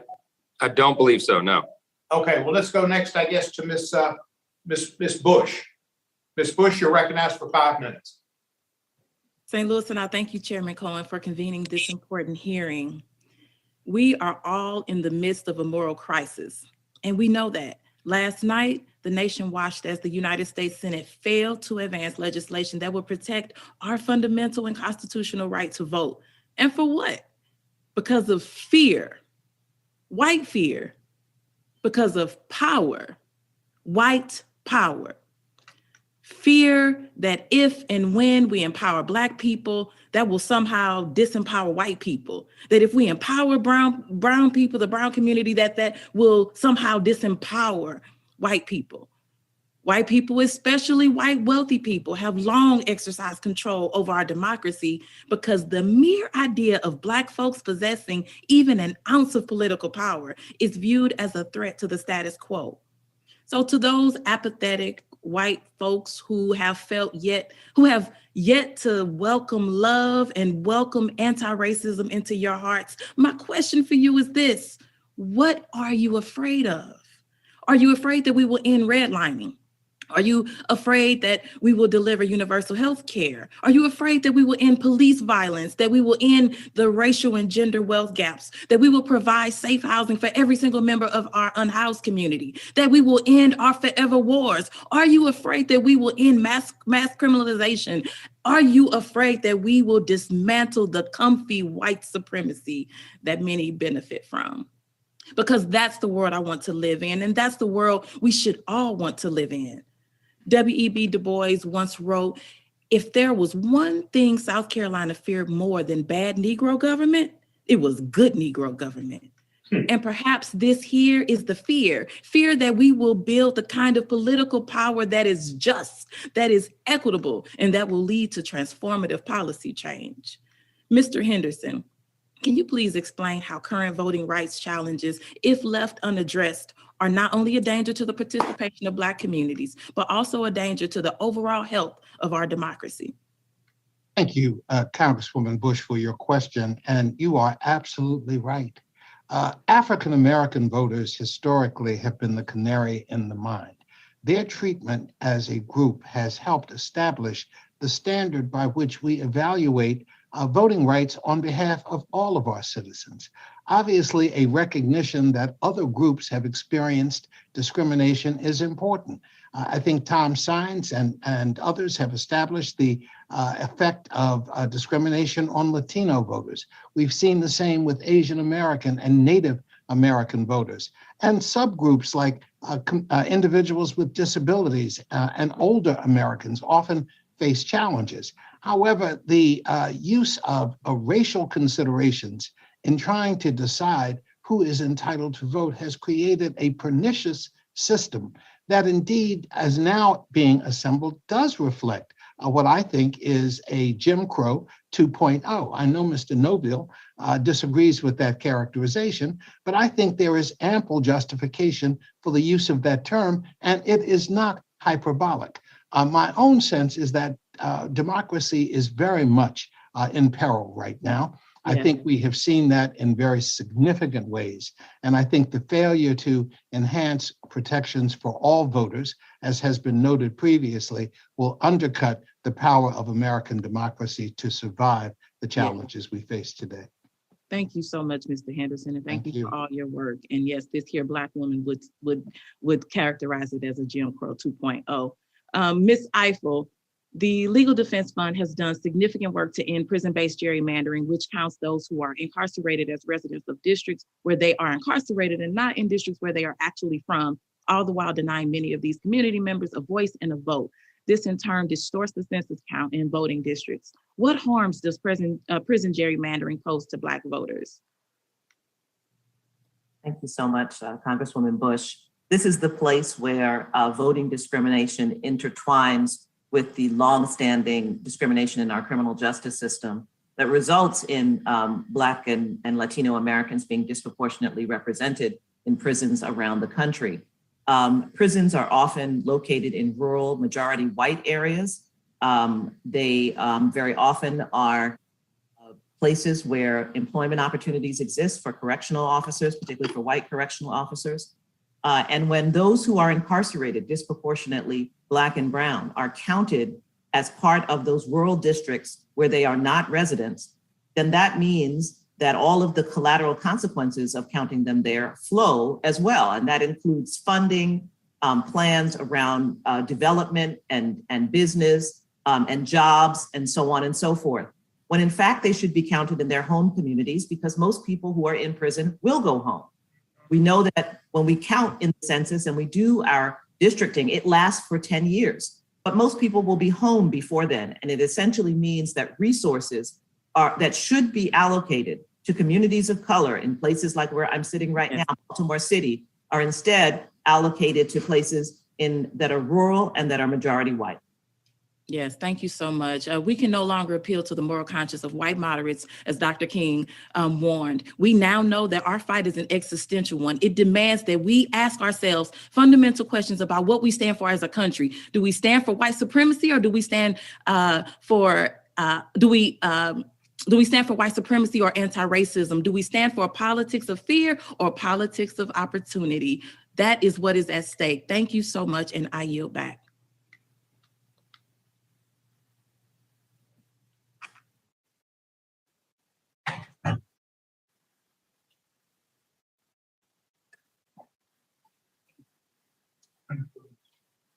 Mr. Chairman, we can't hear you, sir. You're muted.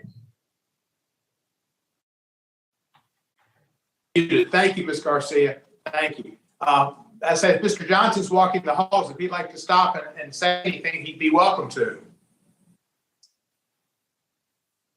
He doesn't, I guess. Anyway, I now recognize. I'll pass, Mr. Chairman. I appreciate it. Having technical difficulties here. Thank you, sir. Thank you. I now recognize the lady who represents the district of Barbara Jordan, I believe, if not the district, the spirit, and one of the great leaders whose names were sponsors of the 2006 law. It was the Fannie Lou Hamer bill, as well as the Rosa Parks, and Barbara Jordan bill in 2006. Ms. Sheila Jackson-Lee for 5 minutes. Chairman, thank you for this timely hearing and thank you for reminding us of that moment in history. I was pleased to be able to add my predecessor between Republicans and Democrats. I was crushed last night about 10:30 as a sinister act was performed on the floor of the United States Senate, and that is the defeat of a talking filibuster that would have led to the opportunity for the passage of the Voting Rights Act. In the words of Dr. King, paraphrased, justice was crushed, and certainly the righteousness of rolling orders did not exist. And so I believe that it is crucial for this hearing today, but also to take up the words of the president of the NAACP, as was indicated on the floor of the Senate. We are not finished. We will continue. And my recommendation is for the Senate to institute debate. The high cost of litigation that Tom Saenz referred to later. So the first resort was Section 5 and the pre-clearance process, which essentially Tom Saenz calls alternative dispute resolution. Let me use an example from Texas, your state. When Texas passed its voter ID law, we filed suit almost immediately. This was after the Shelby County decision removed pre-clearance. This was a voter ID law that Texas had been unable to get pre-cleared years earlier. The law went into effect. We litigated. We ultimately won. And then we went up to the appeals court, and then we came back down, and we also ultimately completed and settled the case for 2018. Thank you. 2014 and 18, that discriminatory voter ID law was in place. It should never have been in place, and that's why we need Section 5. But when it slips through the cracks, then we need Section 2 to be able to litigate and challenge discriminatory voter. Thank you. My time is short, and I want to ask Mr. Johnson, president of NAACP, and I know he knows that the Niagara movement started in West Virginia, where Senator Manchin is representing, and then to Wade Henderson. I want to get to this question of race, not to be able to throw racism around, but every time voters who happen to be of color seem to be making a legitimate legal headway, like Texas, for example, they've criminalized voting infractions. Please comment on that because we will not move forward if we cannot understand what the underpinnings of voter suppression is. Mr. President of the NAACP, Wade, appreciate your comments, and I'd also appreciate the comments of Mr. Saenz if my president would allow them, my chairman allow them to answer. Mr. Chairman, Mr. Johnson. First of all, the vote is the currency in any democracy. And as we've heard here, many people are conflating race with partisanship. For African Americans, we want to fully engage and participate and not be criminalized, nor be put in a partisan bucket because we want to have fair and equal representation and the ability to elect candidates of our choice. And so the two examples that was used, both Texas and North Carolina, you're seeing tremendous growth in populations in Texas as a result of the Latino community and in North Carolina, both Latino and Black community, and the representation as a result of redistricting is lacking. And so for African Americans, for the Latino community, we want to be able to fully engage, to deposit our currency in this democracy for clear representation and not be criminalized for that, not be penalized for that, but stand up as full citizens in this country. Thank you, Mr. Henderson. Mr. Saenz, Mr. Henderson. Congresswoman, thank you for the question. I defer, first of all, Derek Johnson is a vice chair of the Leadership Conference, and I associate myself with his remarks. And I'd now like to defer to my other vice chair, Tom Saenz, to give him an opportunity to speak to that question as well. Thank you so very much, Mr. Henderson. Mr. Saenz, and welcome.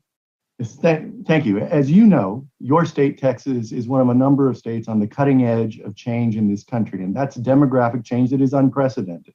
And we have the chance to demonstrate what democracies do in response to demographic change. And what they appropriately do is work to incorporate everyone in the franchise and let them all vote when they have the right to do so. Instead, what we see is a reaction to demographic change, unfortunately in Texas, repeated in other parts of the country, that is to suppress the vote, particularly of those groups that are becoming of a size that is viewed as a threat to the powers that be. So this is really about the opportunity to demonstrate that racial demographic change can still preserve the democracy that we have in this country. And Texas, as you know, is right at the cutting edge of these issues. Thank you so very much, Mr. Chairman. May I submit into the record these documents, please? Without objection, so done. May I just call their names out? Texas election officials are rejecting hundreds of vote by mail applications, and it's going on as we speak. Voting rights is a constitutional right, an article by myself in the Hill article dealing with the putting together of 2 African-American members in the redistricting plan put together in September 2021. Washington Post, New Texas Republican map carves Jackson Lee district out, and a statement of the mayor of the city of Houston about the voter registration shortage right now existing in the state of Texas, where people cannot be registered because we do not have any voting cards. Voting suppression glaring in Texas and other states. And as I indicate to Ms. Beckbath, I thank her for her presentation because she too has been a victim of trying to eliminate people of color from the process of empowerment and democracy. I yield back, Mr. Chairman. I thank you so very much. Thank you, Ms. Jackson Lee. Do any of the members want a minute or so to either make a final statement or ask a final question or rebut anything or submit any new data? Mr. Raskin, you look like you're pondering. Mr. Chairman, forgive me, but I took note that some of our colleagues were talking about proxy voting. Again, I don't know what the specific context was, but now a majority of both the majority in the House and a majority of the minority in the House have cast votes, most of them repeatedly by proxy. And I know that there was, a polemical attack on proxy voting when the COVID-19 nightmare first began, but it seems like it's been well established through practice, and there are no courts holding that we can't conduct proxy voting under our Article 1 power to define the rules of our own proceedings. So I think all of that is a little bit of a red herring and an irrelevant distraction from what we're here to talk about today. Mr. Baskin, Mr. Chairman. Mr. Roy and Mr. Johnson came back to the hearing. They had gone to vote on the floor, and I had noted that there were no Republicans to have as questioners, and they were understandably, being in Washington, gone to vote. Mr. Johnson has suggested that they, and I think he meant the Republicans, didn't believe in proxy voting, and I had commented that they did participated, and that they have in many instances. Mr. Roy, if you'd like to respond. Yeah, I don't want to waste the committee's time on a topic that's tangential, but in response to my friend Congressman Raskin, look, I believe it's unconstitutional. I've not voted by proxy. That is true for a block of Republicans. I'm an equal opportunity basher of my colleagues when I think that they're doing something unconstitutional. And there are Republicans who speak with one voice and then still vote by proxy. I disagree with them. Mike's in the same camp, Johnson, I should say, from Louisiana. And it puts us in an awkward spot. The more comfortable the body gets with proxy voting, then, for example, I had a speech at the University of Virginia, and I found myself, when we were voting on the infrastructure bill, sitting in Fredericksburg, waiting to be told, are we voting or not voting on the infrastructure bill? Because my vote might matter. So I literally sat in a coffee shop in Fredericksburg for 3 hours, waiting to know whether I was going to Charlottesville or coming back to the Hill. I just don't think it's a great way to do business. Obviously, I made a choice that I'm not going to give my vote to someone else. I just wanted to add some color to why that matters in my view. Thank you, Mr. Roy, and I appreciate that. And you and Mr. Johnson, I don't know that either of you have ever voted by proxy, but the appearance Mr. Johnson was making was as if Republicans didn't vote by proxy. And I have particularly noted, as Mr. Raskin mentioned, that now a majority of Republicans have at one time or another voted by proxy, including 3 or 4 people once who voted by proxy when they went to Mar-a-Lago to attend a fundraiser at Mr. Trump's resort, and not because of the reasons they were supposed to.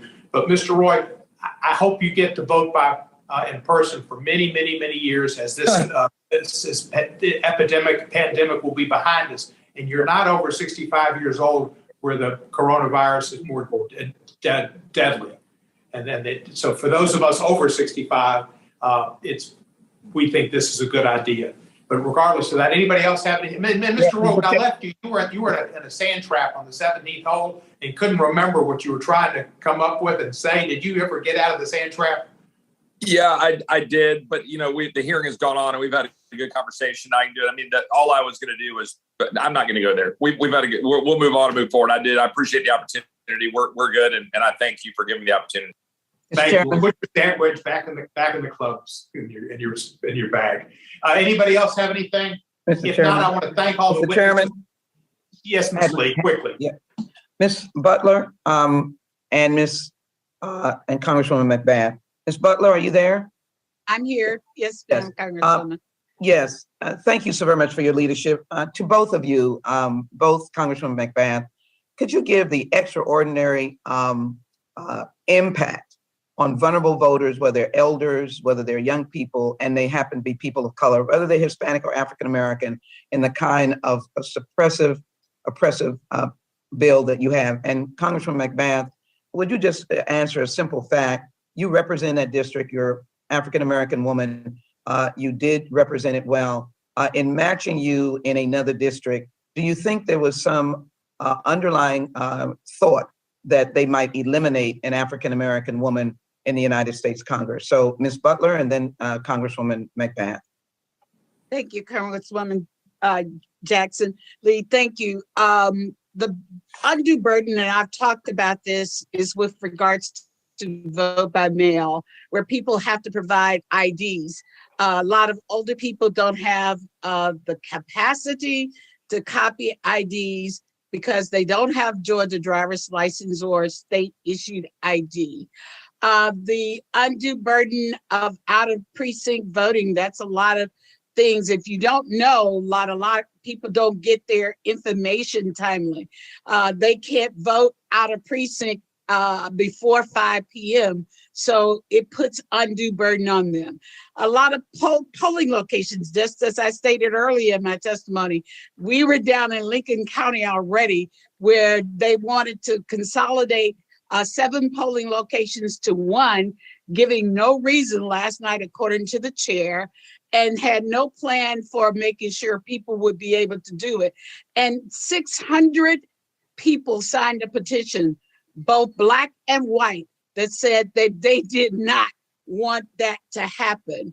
The other part is the unlimited amount of challenges that people can do to people's residency or their ability to vote in this bill, voter suppressive bill, where it creates a hearing process and 3-day notice for voters to respond to protect their right to vote. The most egregious part, though, is the total takeover process of the entire election process, from removing election supervisors, removing the Secretary of State from his constitutional position as chair of the state election board. So those are some of the things. Thank you so very much. I think our time is up. I thank you, Ms. Jackson Lee, and everybody else. We've had a great hearing. We've discussed a lot of issues and the importance, and it is serious about the Voting Rights Act and the place where our democracy presently rests in jeopardy. And this committee continues to uphold civil rights and voting rights. We thank all the panelists, all the witnesses that have come before us. The committee members will have 5 days to submit, legislative days to submit additional written questions for the witnesses or additional materials for the record. So thank you for what you've all done, and God bless the United States of America, and let's hope the filibuster does not kill democracy. The hearing is adjourned.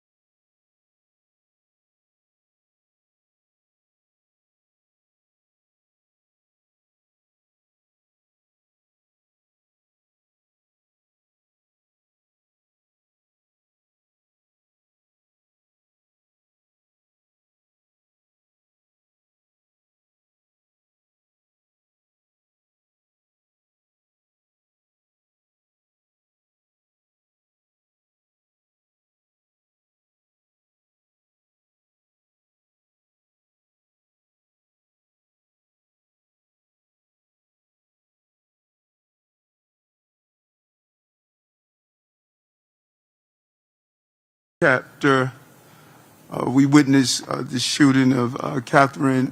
After I spoke with the mother and saw some of you on the street that night, thanks those of you who came up. I stated that we were going to come and just sit down and have one of many conversations. This is not the only conversation. And just hearing your ideas from the ground as we start this administration. You know, it's hard to believe, but it's only been 3 weeks. You know, and it has been nonstop since then. But I want you to know in a very clear way that I am more energized. I'm not tired. I'm not stressed out. I'm not trying to figure out, can we get through? I'm not fighting for a victory. I'm fighting from a place of victory. And part of that comes from during the time of being in the state Senate as borough president. And throughout those years, I came across all of you on the street. We would stop, we would talk, we would be out as shooting responses. I just saw what you did on the ground. And I just took notes in my book, in my journal, and said, you know what, when we get the helm, we can do this the right way. But doing something the right way starts with communicating with people who are on the ground. You know, I don't want to go in and attempt to dictate to you when you are on the ground. I want to hear your ideas and what we need to be doing as we evolve into the next level of the on-the-ground fighting, crisis management of all the different groups and organizations that are doing this.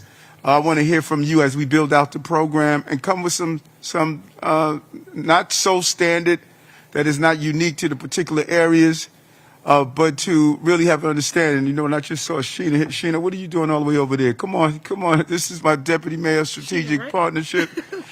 You know, so, you know, she's the one that's going to create all these partnerships. So you got to grab a chair and sit here. So we want to spend the bulk of our time hearing from you and your thoughts as we arm ourselves up for this, the next couple of years.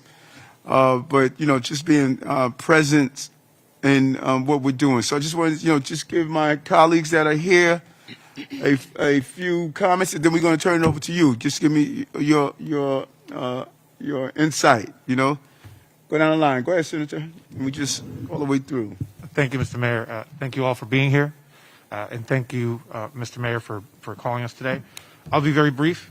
As I said yesterday, in the vigil for that 11-month-old, first, we have to support families and communities who are going through this crisis. Second, we have to think about accountability for the folks who have done wrong.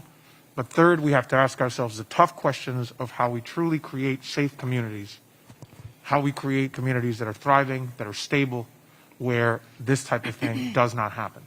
And those are the tough questions. And that's why you're all here. We thank you for being here, and I'm glad for the invitation. Thank you, Mr. Mayor. Thank you for being out here today. Thank you, Mayor. We were here yesterday for the vigil for the young girl that got shot, and then the mayor and I met at Harlem Hospital to be with the families of Officer Rivera and Mora. And prior to that, we have been also with in East Harlem, where the young woman that worked at Burger King got shot and killed. Even though she gave her money back to the guy, the armed robber, they just went ahead and shot and killed her anyway. All in my district. So this is a crisis, right? Far too much in a short period of time. And you are sort of like the folks on the ground that could be very helpful. We want to hear from you. And also, I'm an advocate that we work with the mayor to see also how we could implement more effective law enforcement practices so that we could. I come from Washington Heights in the 80s and 90s. I don't need to tell you what went on there. I see far too many elements of what I saw back in the day over there. Here. In fact, it reminds me of that. I told the mayor yesterday that. we need to work together to dismantle that. Yes. Peace and blessings, everyone. Thank you so much to Mayor Adams for once again coming to the Bronx, and to all of my colleagues in government who are here, and really all of you, our credible messengers on the ground that every single day are doing God's work. You already know, I see you. We've had a great partnership during my time in the City Council. I am no stranger to being in the streets with all of you, and so we're going to continue to do work.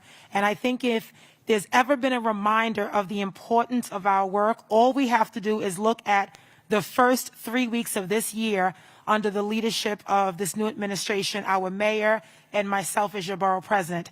I never thought I would experience the first 3 weeks as we have done, but we are ready, willing, and able to do the work. We've responded, and certainly whether it's the horrific fire in Twin Parks, the building explosion in Longwood, the police officer shot in Belmont, to the shootings we've had in the middle of all of this. There was someone fatally shot early this morning down in the South Bronx.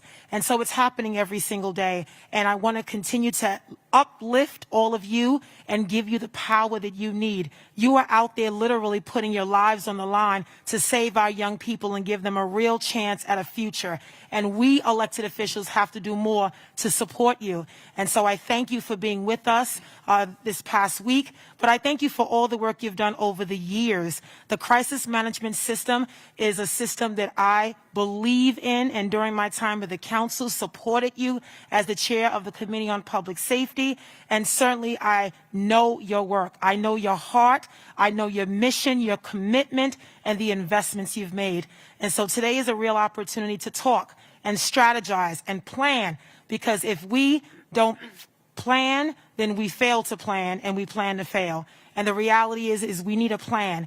We cannot continue to gather at vigils and all sorts of events where we're mourning the lives of someone lost, someone in the hospital. It's just unacceptable. And I want to thank our mayor and certainly ask all of you to continue to pray for the Officer Rivera, who put his life on the line, and his partner who's fighting for his life. And just pray for everybody, because there's a lot of people out in our city, in our borough, that are hurting. But I look forward to working with you, and you already know, if I need to be there, I will be there with you, boots on the ground. We are here to get stuff done. We are not playing. Time is of the essence, and I thank you all for your incredible work.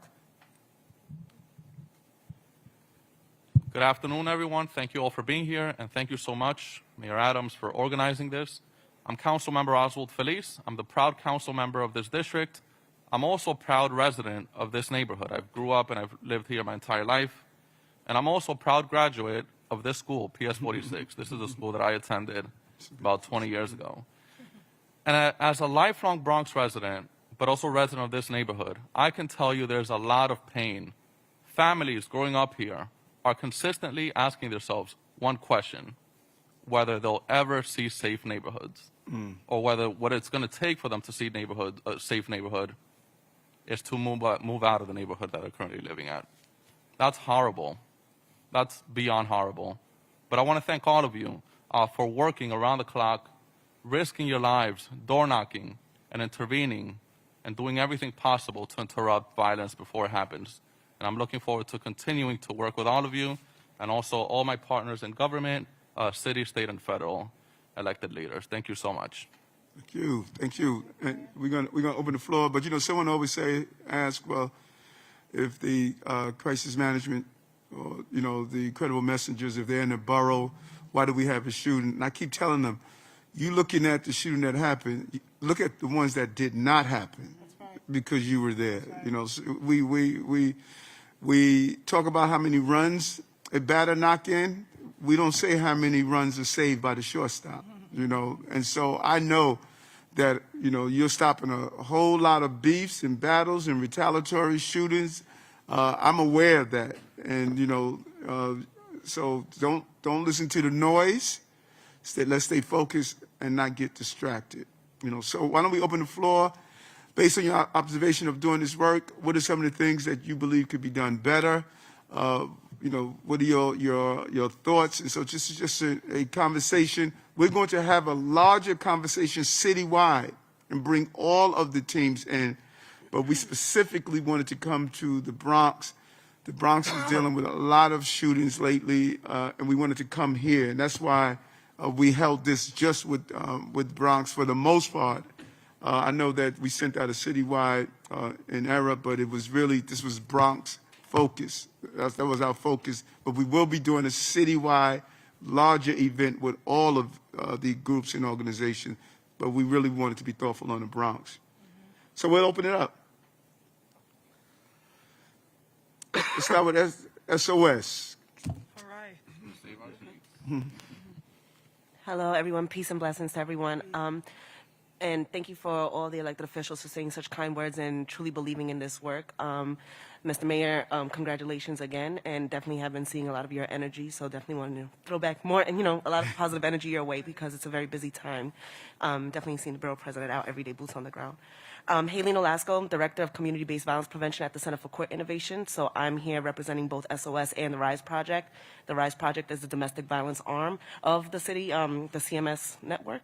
So also wanted to let you all know about that project since what happened, the tragic incident last night was actually a domestic violence dispute, and we do cover that area. So wanted to also share that as well. Briefly, and I don't know if this is part of this conversation, maybe it'll come up a little later on, but one of the things that I'm seeing that I think could be beneficial to this is that everybody's been working really hard. And I think because of a lot of the work that has been happening, the testament to that work has been the addition of resources to the crisis management system. And I know the MACJ has been working extremely hard to get all those resources to the groups as soon as possible so that we're able to increase capacity and really expand and work in those areas that we're so desperately needed in.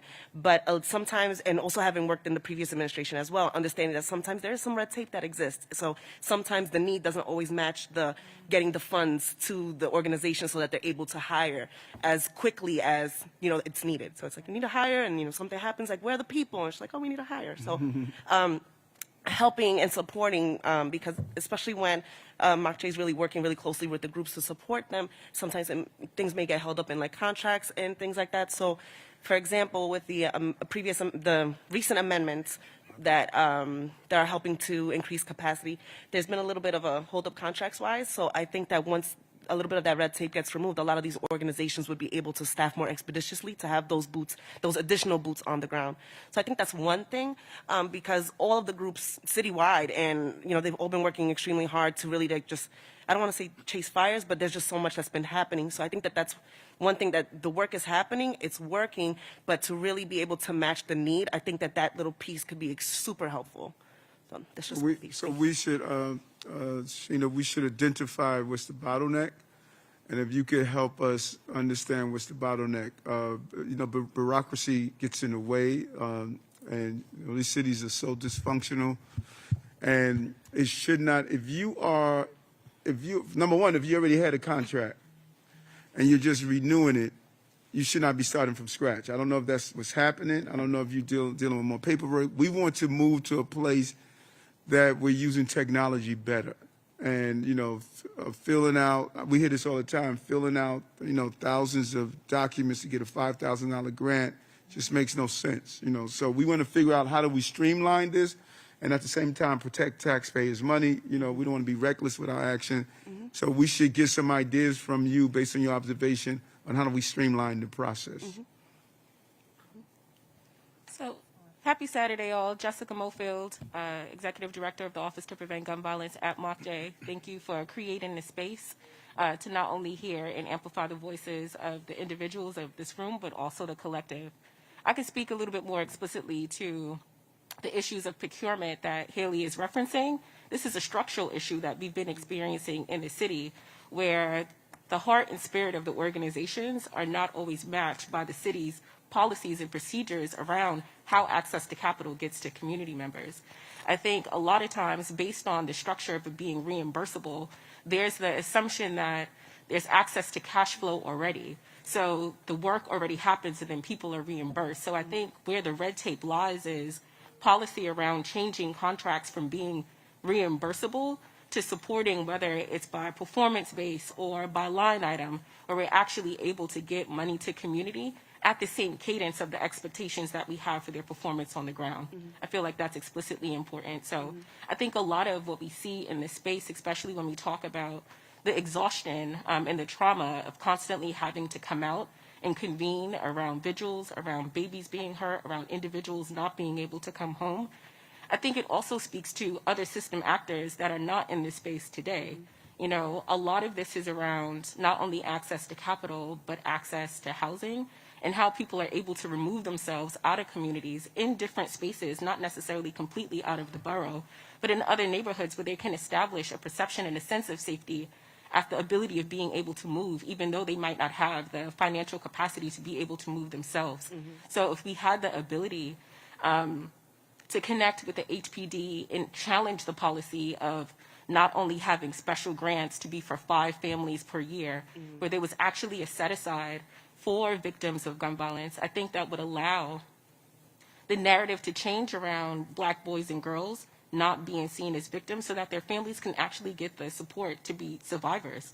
I think that's the kind of policy and narrative change and shift that needs to happen, in addition to the support around how we actually view the contracts, who's receiving the contracts, and how that money is distributed.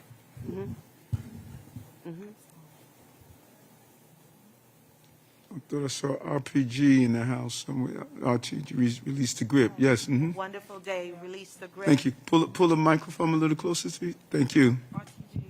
God bless you all this morning, and the same hearty greetings that all extended to you, Mayor Adams, we extend to you as well. Obviously, all of you here, I want to give special attention to Borough President Vanessa Gibson, as well as the council member for the Release the Grip 2 site, northern site that we work in. I do want to note a few things. Quite oftentimes when folks speak to our work or what we do, and it really speaks to what you said concerning, oh, what are they doing? You know, well, the police force is a big force, and I don't speak against it. My dad was a police, and I'm a proud New York City Harlem girl. And so our sites are generally between boots on the ground, between about 5 to 12 people, right? And we cover approximately 10-ish blocks. And so we're not around the clock. So it's a misnomer when people think that something should have been done quickly. So just for the sake of clarity, I think it's important to note that, right? That we are not this large group with 20 people on the ground to cover about 10 blocks. And yes, we've extended ourselves. I think it's important to also note that there is much being done, right, to keep this moving. Number one, to engage young people during the day. Many of our office spaces are not that big. It's really challenging to get, if our office was this big, you know, like we'd be jamming, right? But you're trying to piece together. So there's the work that's being done on the ground by the violence interrupters, accruing information, building relationships.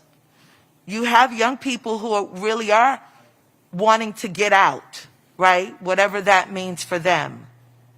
But over the last, I want to say, when did we do that, when we took those young people away? Almost 2 years ago. There was, 2019, there was a conflict in the Belmont area between 2 groups. And there were shootings during the day, a real Wild Wild West scenario. And we were able to take them to a location that we had purchased before we used it for something else to get them off the ground. And it was so important to get them out the city. But part of the conversation is, if we stand down, what if they don't stand down? So trying to balance this, trying to bring key players together. And yes, the structure has been changed.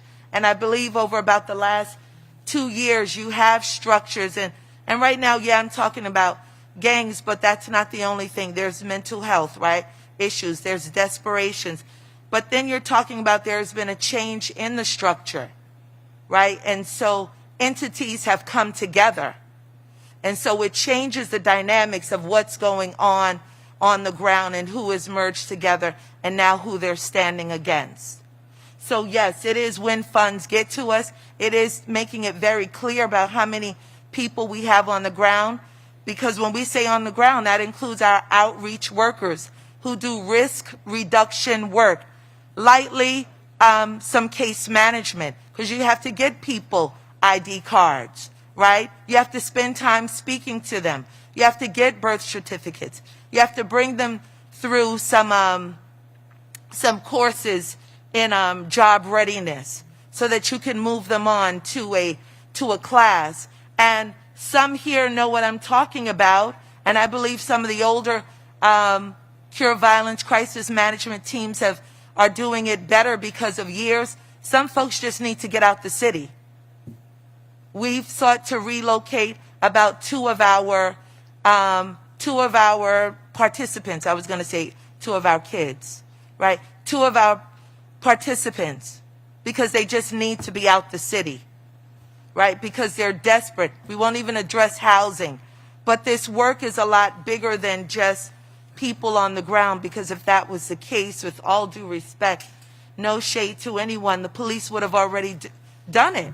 So it's not just put people on the ground because they do have guns. We don't have guns. We are definitely using relationships, and we have all seen, right, teams get guns out of people's hands.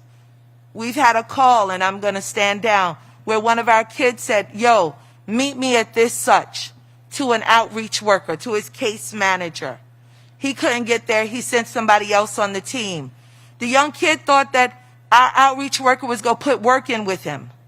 And he literally talked them down and saved somebody's life that night. So there is lots of work, and kudos and love and great respect to everybody who's doing the work, especially those who are around this table and in the city who's doing this work without a grant and with a grant. Bless you all. Mm-hmm. It's not every day that we get the opportunity, right, to have the mayor here paying full attention. Obviously, he's going to have the energy to do this a lot. But I want to actually throw the question perhaps to the folks at Bragg, who obviously I know very well because we do a lot of work together. There's obviously micro and macro questions that we need to ask. Mm-hmm. The micro and the short term and the immediate is obviously we're all figuring out how we actually deal with the crisis at this moment, which is obviously there's something happening, and that can't be denied. So the micro and the more immediate are things that obviously emotion is going to drive a lot of that, right? The questions I want to ask about, and I want to throw it obviously to Bragg, but to everybody, are the more macro questions about more long-term, right? If we don't have a long-term conversation about why these things happen to begin with, then they're going to happen again. And so I want us to make sure that we keep that, we have the 100-foot view right now, because obviously everything is very raw because it's just happened, and I'm not going to take anything away from the people that feel that passionately, because it's obvious. I mean, you have a kid getting shot, a police officer getting killed. This is not a small thing, and it is not something to be dismissed. I'm not being dismissive of that. Mm-hmm. But we also have to take the 1,000-foot view as policymakers. And you folks, as the folks on the ground, that's what I want to throw to you. Tell us a little bit about micro and macro and how we can think about that.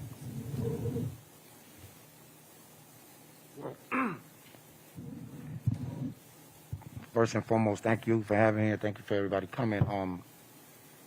Like my area of concern right now, the problem that we're having with Bragg expansion is right now we cover from Fordham to Kingsbridge. So we took St. James Park. When we first got St. James Park, there was multiple crews there, we was able to come to an agreement where one crew had to deploy. It's not going to work out. It worked out. To this day, we have over 1,300 days in my catchment without a shooting, without a homicide, right? So now they're talking expansion. We already laid it down where we know as we capture these catchment areas, and like they said, violence is a disease. We're pushing the virus out. So now we're asking about a certain area to capture but we're getting issues on it because, as you can see, this area, the shooting happened on 198 and Valentine. We understand that. But as you know, Valentine Avenue is drug infested. And now it seems like they want us to move this way. We don't have a problem with that. But we're the ones on the ground. We know where the shooters are coming from. So one of my areas of concern is we understand we're not drug counselors. We stop violence. That's our number one key. We know the drugs bring the violence, but if we're stating that the violence is on the other side and we're asking to move up because we have Morris and Crescent, so we know the different crews over there. And right now it seems that if we would already had that, we would have been already able to mobilize a team right away because we're on that side. We know the credible messages, those that are suitable. Because you could be credible, but are you suitable? And that's the biggest thing here. We know a lot of credible people, but not everybody that's credible is suitable to do this work. So we're like kind of like stuck. I don't know how long ago was the expansion already, but we already have people on reserve, and this is how we work. We have volunteers. We use our volunteers. They're next up. We know people need jobs and all that. And then the vaccination issue came. A lot of people didn't believe in that. So that kind of like put us in a place where some organizations are asking all employees have to be vaccinated. That kind of like came to a standstill because I can't force anybody. We can't force anybody to go ahead and take this vaccination if that's their belief. But we do know that these people can do the work. So, and that's the biggest area of concern I have is that we have to look at the shootings, where the crews are at. And I just feel like, as a Bragg organization, it's not letting us completely keep pushing this virus, this disease, this gun violence way out. So we already cleared one area. And I'm asking that, I know Mark Jay's in charge of the situation and all that. And my other area of concern, not to go off Gustavo, but I-95. I-95 runs through the Bronx. New York has never been known to manufacture guns. These guns are coming through I-95. Are there any strategies to create a state or federal task force or something that is going to stop? Because we hear thousands of guns are getting confiscated, but thousands of guns are still out there. And it's a beautiful thing. We're capturing a lot of guns, but as you see, if there's a shooting every day, sometimes twice, 3 times a day, and we're in the heart of I-95, or is New York planning to like at least, reach out to other states, tighten up the laws on getting these guns? Because they're flooding only our communities. I lived upstate before, and you don't see that. And if there's guns out there, these are people that are registered or whatever it is, but to flood our streets. And I'm asking because also, it's so much on my mind, but also I hear that there's creating task forces, they're going to have the unmarked cars again and everything. And my concern with that is we have a lot of people carrying in the street. We have a lot of people that carry that have problems on these streets. They have beefs. They're so-called ops. And now, is there any other, I want to know if there's more strategies on working with, are these cops being trained on how to approach individuals? Or they just jumping out? And these cops are young, 19, 18, 20 years old. As you can see, the 2 officers that were shot and the one that fatally died, 19, 20, 22 years old. And I know as a young kid, if I'm in the street and I'm carrying, a guy just jumps out of a car knowing that I have a lot of issues in the area, the first thing that young man is going to do? He's going to reach. He don't know where it's coming from. So I have a big concern with that, and that's something that needs to be talked about. We go through trainings for approaches, for pitches, to talk to our individuals. Is there anything in play for the officers to do this, to learn on how to approach? And we did a training a while ago for the 46th Precinct, a 3-day training, and I role played, and their approach was I stopped them in their tracks with the approach, like things that I said as thinking what if I was this young man, and some of these officers just didn't know what to do. So when you don't know what to do, the first thing you might do is just only thing you know how to do is reach, and that's where our problem is at too. So I'm asking and I'm suggesting, is there any strategies for that, Mayor? Because So two things to answer both parts. One, the flow of guns. And we have been communicating with the president who, to my optimism, he gets it.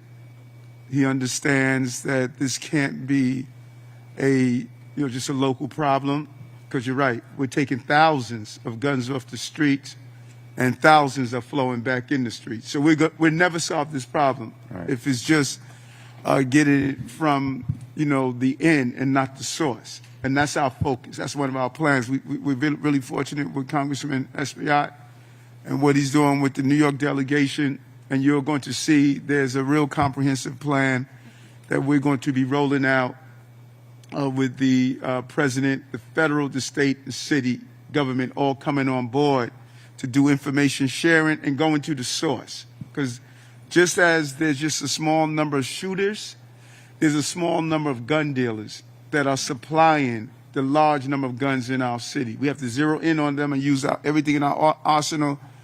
Senator Myrie produced a bill where we could sue those gun manufacturers, but we also want to target them and bring them up on criminal charges in cases where it's fitting as well. So there's a comprehensive plan, because you're dead on. There's no gun plants in the South Bronx, and we're clear on that.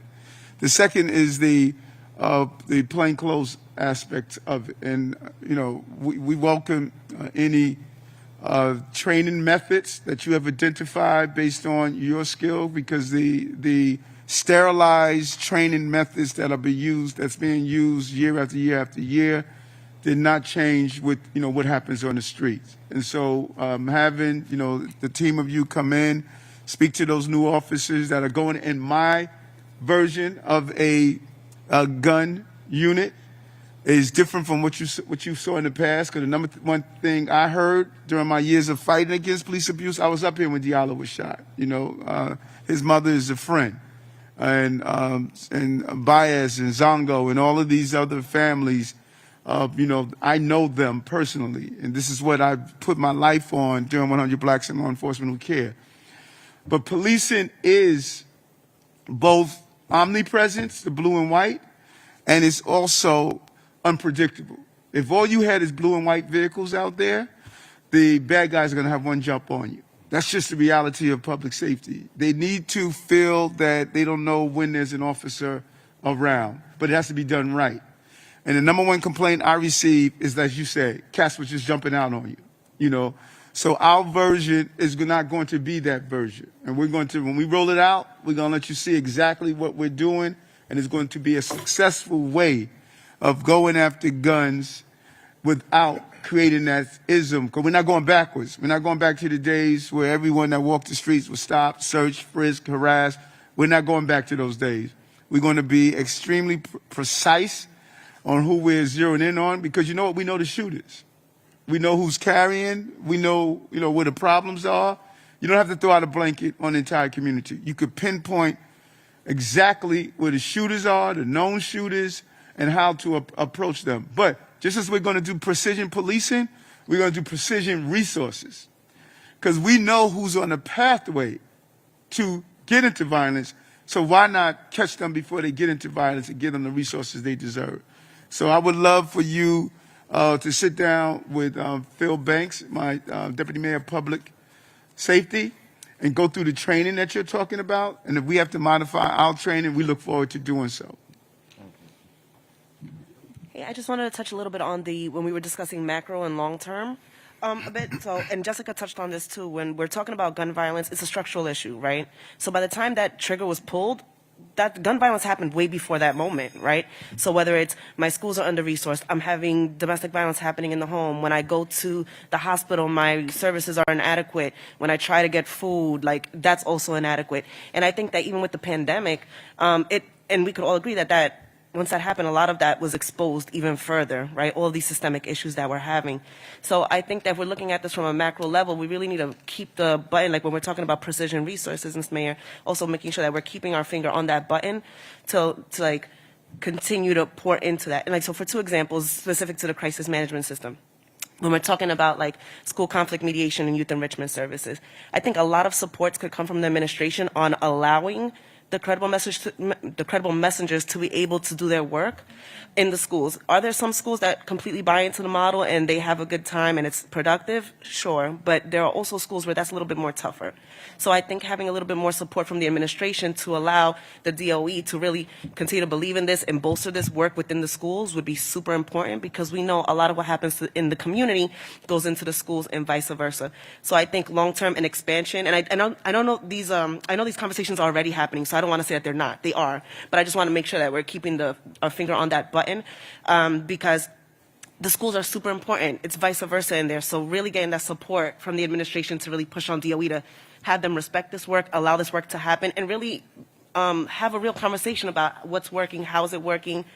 Even before ever working at the administration, I worked at 2 care violence sites, and I've seen it, I've seen it work, but I've also seen those conversations of like, well, I'm not sure what's going on here, but I've seen when a school buys into it, they identify those young people that are giving the most trouble, they put them in a room together, and they build. And when that's happened, we've seen a lot of success. Secondly, also bringing in a little bit of the DV or even general interpersonal violence stuff. Having some of that in the schools in an intentional way with credible messengers could be super helpful. So I know we're starting that, actually in Brooklyn, we're starting that a little bit more in the Flatbush area, where we're having RISE go into the schools and talk to people generally about how do you have a healthy relationship. Because I think when you know how to have a healthy relationship, it goes into your intimate relationships. It also goes into friends and family. And when we know how to care about each other and respect each other and talk about our emotions in a way that's productive and meaningful, there can be a lot that can happen there. So just thinking about that, like on a macro level in that conversation, that's what came to mind. We believe, those who have heard me say it over and over again, it's about building an emotional intelligence. How do we communicate and how we identify our emotion and the emotion of others. And we're fortunate, I picked an amazing chancellor. And, we're looking at because we have to deal with intervention and prevention. We got to always keep that in mind. While we are building up those things that have a holistic approach and we take down those intervention, you can't move away intervention and all of a sudden, say that, hey, things are going to turn out well, because, shootings are going on now. Mm-hmm. And so what we're going to do, we see even the decrease in school safety agents while we increase crisis management inside our schools. Mm-hmm. That's part of our plan. Mm-hmm. We're not moving our school safety agents overnight, but we see that we can start changing the flow of things. And then I'm going to allow my school safety agents to be promoted into the police department after 2 years of exemplary service. So as we making these transitions, because a lot of people don't realize the overwhelming number of school safety agents are Black and brown women. Mm-hmm. And what they're doing, their relationship with these children are remarkable. They are seeing these children who are having problem with clothing, bringing them clothing to school, food to school, talking to them, being these surrogate parents. And I think after having 2 years of doing that in the school system, you're ready to go to the NYPD, but we've closed that door, and I want to change that. So I want the presence of my crisis management team dealing with conflict resolutions, interacting with these young people. But we have to do it where we're not just trying to turn this over overnight. Within 1 or 2 year period, I would love to see a greater presence. Because you're doing more than providing a safe environment. You start to nurturing these young people who really may not have that model at home. And so I'm with you. And Chancellor Banks is all in. We just had a meeting at Frederick Douglass Academy, which the Chancellor was leading with a group of Black men and their organization. So you're singing our song. We're all in. You want to say something, Congressman? Yeah, 2 things. First on the funding, right? Microphone. The funding. I understand that the way the city work, it's sort of like not advantageous, or it's not friendly to organizations like many of the organizations that you run, because they want you to be reimbursed after you provide the services, and you don't have hundreds of millions of dollars. So that formula lends itself to like the big institutions like Columbia University, the people that have the consultants and the grant writers and the certified public accountants and the lawyers. But those organizations, those institutions don't have the grassroots connections that you have. Right. But the system itself of the funding RFP system is not friendly to you. So that's something that has to be re-looked at, right? There has to be a deep dive there to see how these organizations could work with the grant that they get, and they don't have to sort of like put out the service before they get reimbursed, right? Because you just won't be able to do that, right? We should look at that. You know what, Sheena? We should look at, because it's always been a setup. It's been a setup. And so we should examine that and see what are we capable of doing? Because I don't know if the law prevents us from doing something different. We may have to lean into our state senate and our city council, but the way it's set up, it has always been set up for the bigger it's not set up outfits, for this. Yeah. So we're going to look at it, have our legal team look at it and say, Eric, this is what you have to change in the city council, or this is what you have to change in the state, so it could be more friendly to our style of what's done. It has never been friendly to it. It was always a broken system. You spend your money first, and then we reimburse you, and then we're going to wait a whole year to reimburse you. Then you're going to say, you know what, I'm not even doing this anymore. So we got to look at that. That's our commitment to look at it. But like my grandmother used to say, the big, expensive broom may sweep better, but it can't get into the corner, right? It can't get into the corner to get that dirt out that's in the corner, right? You can get into the corner. Right. And we could do probably, Sheena, on the short term. A lot of our corporate entities are asking how could they help. So if they put aside, a couple of $1 million to tie you over, and you just pay back no interest loan, you pay back, so you don't have to try to raise the money first. So we're zeroing in on this. So we're going to find ways to do so. And I also we have been speaking with a lot of our corporate entities. We should set up a conversation with sitting down with the partnership and all of our big corporations, Citibank, Goldman Sachs. They have been blowing our phone up saying, how do we help? Right. So we should get you in a room with them, do a presentation of what you're doing, and so that they can see, because I've been talking about you in every corporate boardroom that I'm in, and so we should set up to get them, bring some of these corporate leaders and come on the ground with you. Come here, But one last thing is regarding the monies for intervention, what you do, right? There's money in the Build Back Better program, like $5 billion for exactly what you do. But that's caught up in the politics of Washington right now, right? And we passed it out of the House, but the Senate is like... So we got to figure out a way, or how do we get that money, and maybe even through some of the private sector folks, right? So that you have access to dollars to do the work that you do. You know what I mean? It's as simple as that. You can't wait for the politics to sort of like work itself out, because... there's a dynamic there that's, it's going very on difficult. now. But we understand, I was in East Harlem with Senator Schumer, with groups over there that do the same thing you do. And there's money there for that, right? And they had those mobile units, I don't know if you have them here, that come into the block. And just like you said, they could pinpoint to like the zip codes where they've been at, and to see how violent crime has gone down there. But we need to get you access to those dollars, and right now that money that was assigned there is caught up in politics. So we got to figure out, how we do it. I agree. We're going to take one or two more. Can I just piggyback off what Sister was talking about regarding the school, and you just mentioned, Mr. Mayor, about prevention. And I think if we can start, Kwame and I just did something recently with the elementary school level. It was actually on the day, and I know most of us talk about the middle schools and the high schools, but I think if we can plant that seed to those third and fourth graders. Kwame and I was doing an assembly, matter of fact, with some more community leaders on the day the 13-year-old got shot in the neck in the Bronx a few weeks ago. And just that kind of made an impact. And I believe just planting that seed is able to make a change in those young folks, their thinking.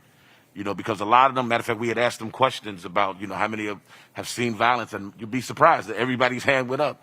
I'm talking about in PS 121, that's over there on Allerton Avenue, and you'd be surprised at the little ones, the second, third, fourth graders. And I believe I've always been as I guess maybe it's the pastor in me, but I've always been a firm believer that if we can reach them when they're young, that that can be a preventive measure also. Well said. Yes. Hello, everyone. I just want to thank you for having this meeting. Thank you, Vanessa Gibson, and all the council members, Jessica Bowfield, everyone. So my name is James Dobbins. I work at Lincoln Hospital. It's the busiest trauma center in New York City. My job is to track all the gunshots, assaults, and stabbings. We have 3 components. The intervention.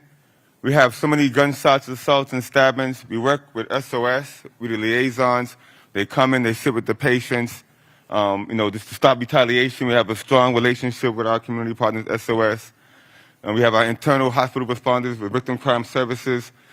The caskets we have to pick out for these people. There's family support groups with RTG and Pastor Henry. And we have our family support group. So Gun Down Life Up, we work very well with the crisis management care violence system. And we have our credible messages on the ground also. The prevention component, the gun is not fun in schools. From pre-K to 5 years old, putting in the people's psyche in the schools. We're going through the schools right now. I echo everyone what they're saying as far as being present in the schools. We're in the schools. I think that's part of the solutions. I just want to get straight to the solutions right now. Our goal is to have credible messengers. We talk to Bragg, we talk to all the crisis, we talk to all the teams, to have ambassadors and representatives in all the NYCHA houses. We have to have a strong presence out there. We have to have more feet, more boots on the ground, and we have ambassadors, which the mayor office is supporting. We're able to hire more people and put them on the ground and expand the model throughout all the NYCHA houses. That's one of the things I really believe that needs to be done actively as far as now solutions, as far as more boots on the ground. We also identified a safe haven, a space where we could talk more in depth, because a lot of problems, some people can't come to Lincoln. Some people can't go to SOS. They can't go to Bragg because of the beef. And we have our hands-on the pulse of some of the shootings. We have court mandates. We get referrals from the 40th precinct, the 41st precinct, from the local community members. They refer youth to us. We have our summer youth program. We believe in engaging the youth. The public hospital is so unique. Could we take kids from the Bronx? When I take them to Long Island, they're in awe with just the grass, showing the diversity. Being able to go to all 11 acute hospitals and 75 annexes, utilize the New York City Health and Hospital platform. We are housed in New York City Health and Hospital. This model should be replicated. We have people getting shot in all the hospitals throughout New York City, and we have an office here at Lincoln Hospital. I believe we should have it replicated throughout all the New York City hospitals, because we have the platform there. So we have a lot of ideas, and I just wanted to say thank you for this meeting, and we're here to work with everyone here, with the NYPD, all the crime violence system, CMS, and we just need to get more boots on the ground. And when I met you in the Bronx, you were sharing what you were doing, and when I got home that night, I put your name and information in my journal so we could come back. Yes. And I love the idea of replicating what you're doing in all the H&H. Those are our hospitals, Yeah. So Sheena, we should see about setting up a time where you could do a presentation with the team, and how do we replicate that in all of our H&H? Because you're right, when folks get in these beefs, that's a great place to deal with retaliatory action. What we must do is that we must be your backup and support.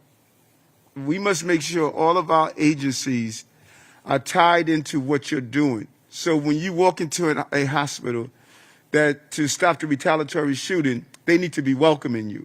You should not be alienated. If you reach out to the police and say, listen, something's about to jump off, they should not be trying to disrespect you. They should be finding out, how do we help? So we want to make sure our city agencies are doing the job. We're going to have a workforce development plan. So you're in the street and someone is saying, man, you're trying to tell me to get off this corner, I need a job, you should be able to point them to our workforce development and get them a job. So what I want you to see that, this is like, this is an ET moment. You're no longer alone, man. We're in this together. Right. The services of this city, they're your services. And we want to make sure that everyone is on the same page, that you are Marines on the ground. You need the resources to do the job. And that is what we're going to acclimate our city agencies to understand. We can take one more, then I got to bounce. I work with RTG, and I just think, I live in the area that I work. I live 2 blocks from my office. And I just think it's the best way to help with the gang violence and stuff is to deal with the leaders of the gangs. Because if you have a faucet running, that water's going to keep running until you turn the knob to stop it from running. So if it's a way to work with the gang leaders and make them allies, because at some point, you got to do different things. At some point, you got to make your enemies an ally to get past the violence that we're trying to get through, So maybe a change from punishment to working with some of these leaders of the gangs and stuff can help. Because even if you have a young kid in school, the young kid is going to look up to the older kids. And if the older kids is looking up to the gang leaders, then that's going to form a line that's just going to keep going. So at some point, we should try to work with these gang leaders to try to stem the violence, because if the gang members are only listening to them, then the only way to stop it will be to work with them. Okay.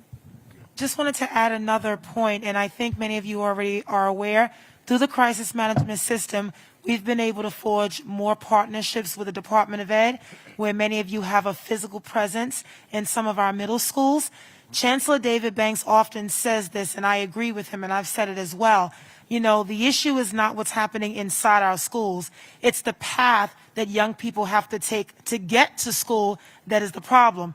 Being in the same neighborhoods where it's not safe. And that is attributed to why so many young people feel the urgent need to bring a weapon to school. It's because they're dealing with something in the neighborhood or potentially at home. And so as we talk about your specific catchment area and expanding, I also want to make sure we talk about expanding our footprint in schools. I would argue that it's even more important to start, as Pastor G has said, at the elementary school level, because we know sometimes it's further exacerbated by the time you get to middle school. So elementary school is the way that we should go to work with so many of our young people, work with the educators. A lot of our schools are now community schools, so there is a not-for-profit partner physically in that school. But whatever it is that we should be doing, it's really about that network on the school piece. Because sometimes I get really upset when some people think that the only answer to addressing violence in schools is the deployment of school safety agents. And I support our SSAs, and I know many of them. They are a part of the solution, but they're not the only solution. If you have a presence in our schools with therapeutic services and wraparound services, and a lot of what we say is their social emotional learning, healing centers, that is a part of your work too. So I wanted to make sure that that's a part of our conversation, because expanding your footprint in our public schools is a part of keeping our children safe as well. Okay, go ahead, sister. Can you get a chance to talk? I'm not going to be too long, because I thank you guys for being here, and I send my love to the Bronx. My team was up here yesterday, and my heart goes out to you. But I want to say something. I enjoy being in your presence all the time, because you get it. You understand, and you know. The communication between the leaders of the organizations and our city agencies is what we need. Yes. That is going to be the difference in making this change. Yes. When NYPD commanding officers are calling my phones on the weekends, I welcome it, because they know the blocks that they have to watch. They know where they're at. They are a step ahead, right? So if you can call me and I can pull up my team and my team can be there, it works. That's right. It's preventative. We don't have to always react after the fact, right? I want to talk about the mobile units. The mobile units are important. I don't want my violence interrupters and the outreach workers in their cars.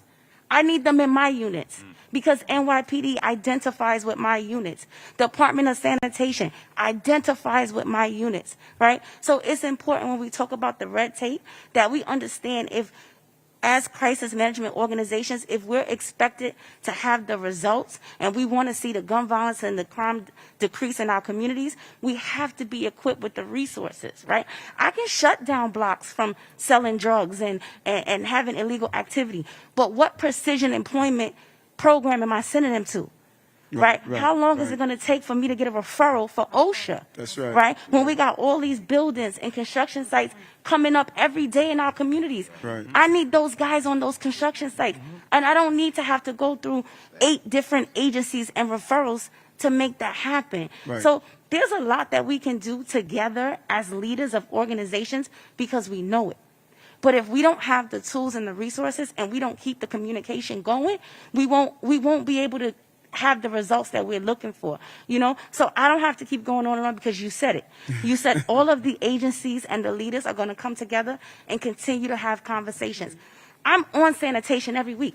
Listen, pick up the garbage in my hot spots. Right, because right, garbage right. allows for stash spots. Right, Right? right. Garbage allows for you to put guns in garbage. Right. So if I don't want people to have access to these guns, I need this garbage in my community cleared up. And I shouldn't have to wait on a 1-800 line for 45 minutes to get right, garbage out. right. So we need all of the organizations, all of its leaders, right? Mhm. We need all of the NYPD commanding officers. We need us to go through these catchment areas together. Are we even at the right spots? Right. Right? We need to make sure that we have the right information and that we're equipped with the right tools Mhm. to be able to do this. And on the city council level, Vanessa, I love you. I appreciate everything you've done for CMS. But it's so important for our city council representatives to understand that it's the small mentorship funding that allows us to get in the school for the principal to be able to see our work. Right? So when I come in, I'm not coming in as a stranger from CMS. I'm coming in as the organization that provides educational programming to your young people. So the relationships are already built. But if we don't have our city council representatives supporting our work the way that they can, then we don't have our state representatives like Zelen or Myrie supporting our work the way they can, then it takes years for these relationships to get built. Right. Right? And if organizations are putting in the work and we're out there and we're doing the right thing, it shouldn't take years for the resources to catch up to us. Right. Well So said, it's important. Well Thank said, you. well said. And so let me tell you this because I was listening to you. So what we're going to do, Sheena, we're going to every agency in the city is going to have a crisis management liaison. Department of Sanitation, NYPD, HPD, HRA, DOE. Instead of you navigating the bureaucracy of an agency, every agency is going to have, when you pick up the phone, you're going to be calling someone. Let them navigate the bureaucracy. And we're going to set up a meeting, part of the crisis management team that we're going to do citywide. We're going to have on the Zoom, if we do a Zoom, if we're able to do it in person, we do it in person. We're going to have every commissioner that intersects with what you're doing. Because the average person would not even realize that Department of Sanitation plays a role. And so we're going to have those commissioners on the Zoom. They're going to see you. You're going to talk to them. You probably haven't even sat down with any of the commissioners outside the Office to Combat Gun Violence. So we can't say this is a holistic problem when you don't even know who the players are. Listen, if you don't walk away from anything in this table, walk away with this. Your power is in the agencies. The relationship is you pay your taxes, agencies provide goods and services. If you don't have access to those goods and services, then you're not empowered. If we open and unlock agencies to you, you're going to see a different game. That's the power. Yep. The power is in the agencies. Yep. All of these agencies, from PD to DOE to FDNY to Department of Sanitation to HPD, all of these agencies, DOT, you may just have, you want to close down the street to do a block party or anti-violence, and then you got to navigate PD, you got to navigate DOT, you got to navigate the organizations that put together the block permit. Man, that's over. That's over. Those games are over. You reach out and say, we need to close down this block. that block is getting closed down. Because you're on the ground. Yeah. We're not playing this game anymore where agencies are running the city. No. Agencies are going to respond to what I need done to empower you to do your job. That's where we're going. That's the Adams era. I don't know what's going to happen after, but I know what's going to happen now. We got to go. I'm going to go visit this officer. Yes. How you doing? Thank you for having us. Thank you, brother. So, I just one question, and I just need your support. And my condolences go out to the officer that got killed doing his line of work. I just need the officers to continue to let us do our work when we're dealing with the high risk out there, because it is difficult and we don't get that support on the 40th and 42nd precinct all the time, because one of my participants got tased when I was trying to talk to the officer to let me talk to the participant. So we're going to need that assistance to be able to do that work, because it's going to get hard. There's a lot of violence in the Bronx. So please talk to the officers when they see us out there engaging. Try to let us do that work. We know when to stand down if it's a killing going down or the participants got guns or whatever. We'll stand down, but most of the time we need that assistance so we can do our work so they can respect us a little more and we can make those changes. Without a doubt, brother. And I haven't heard this only from you. I heard it from others. And we're going to create a new synergy. You both have two different ways of doing your job. You're not going to be able to do your job successfully if people believe you're an extension of the police department. You're separate entities, but you have a common denominator. And the more that we communicate, you're going to be able to do your job. And that's just so important. And I hear it far too often that, that relationship is not right. When you come on the scene, that inspector should be happy to see you. I have some inspectors, some captains, that are doing it right. They understand, hey, these guys are holding it down for me. I don't have to deal with it. And there's others that are not doing it right, and we're going to improve on that. You know how you improve on it the most? We're gauging promotions based on your ability to interact with your crisis management teams. If my crisis management teams are saying, listen, this cat is not flowing with us, and we can't get anything done, then listen, why am I going to keep moving you up through the rank and file? It's about how well you create relationships. And every community officer, you need to know all your crisis management team members. That's the relationship we are building. We're going to build a relationship where the team is rowing in the same direction. We're all rowing in different directions. Got to row in one direction to save our city, the streets. Thank you very much. Appreciate it.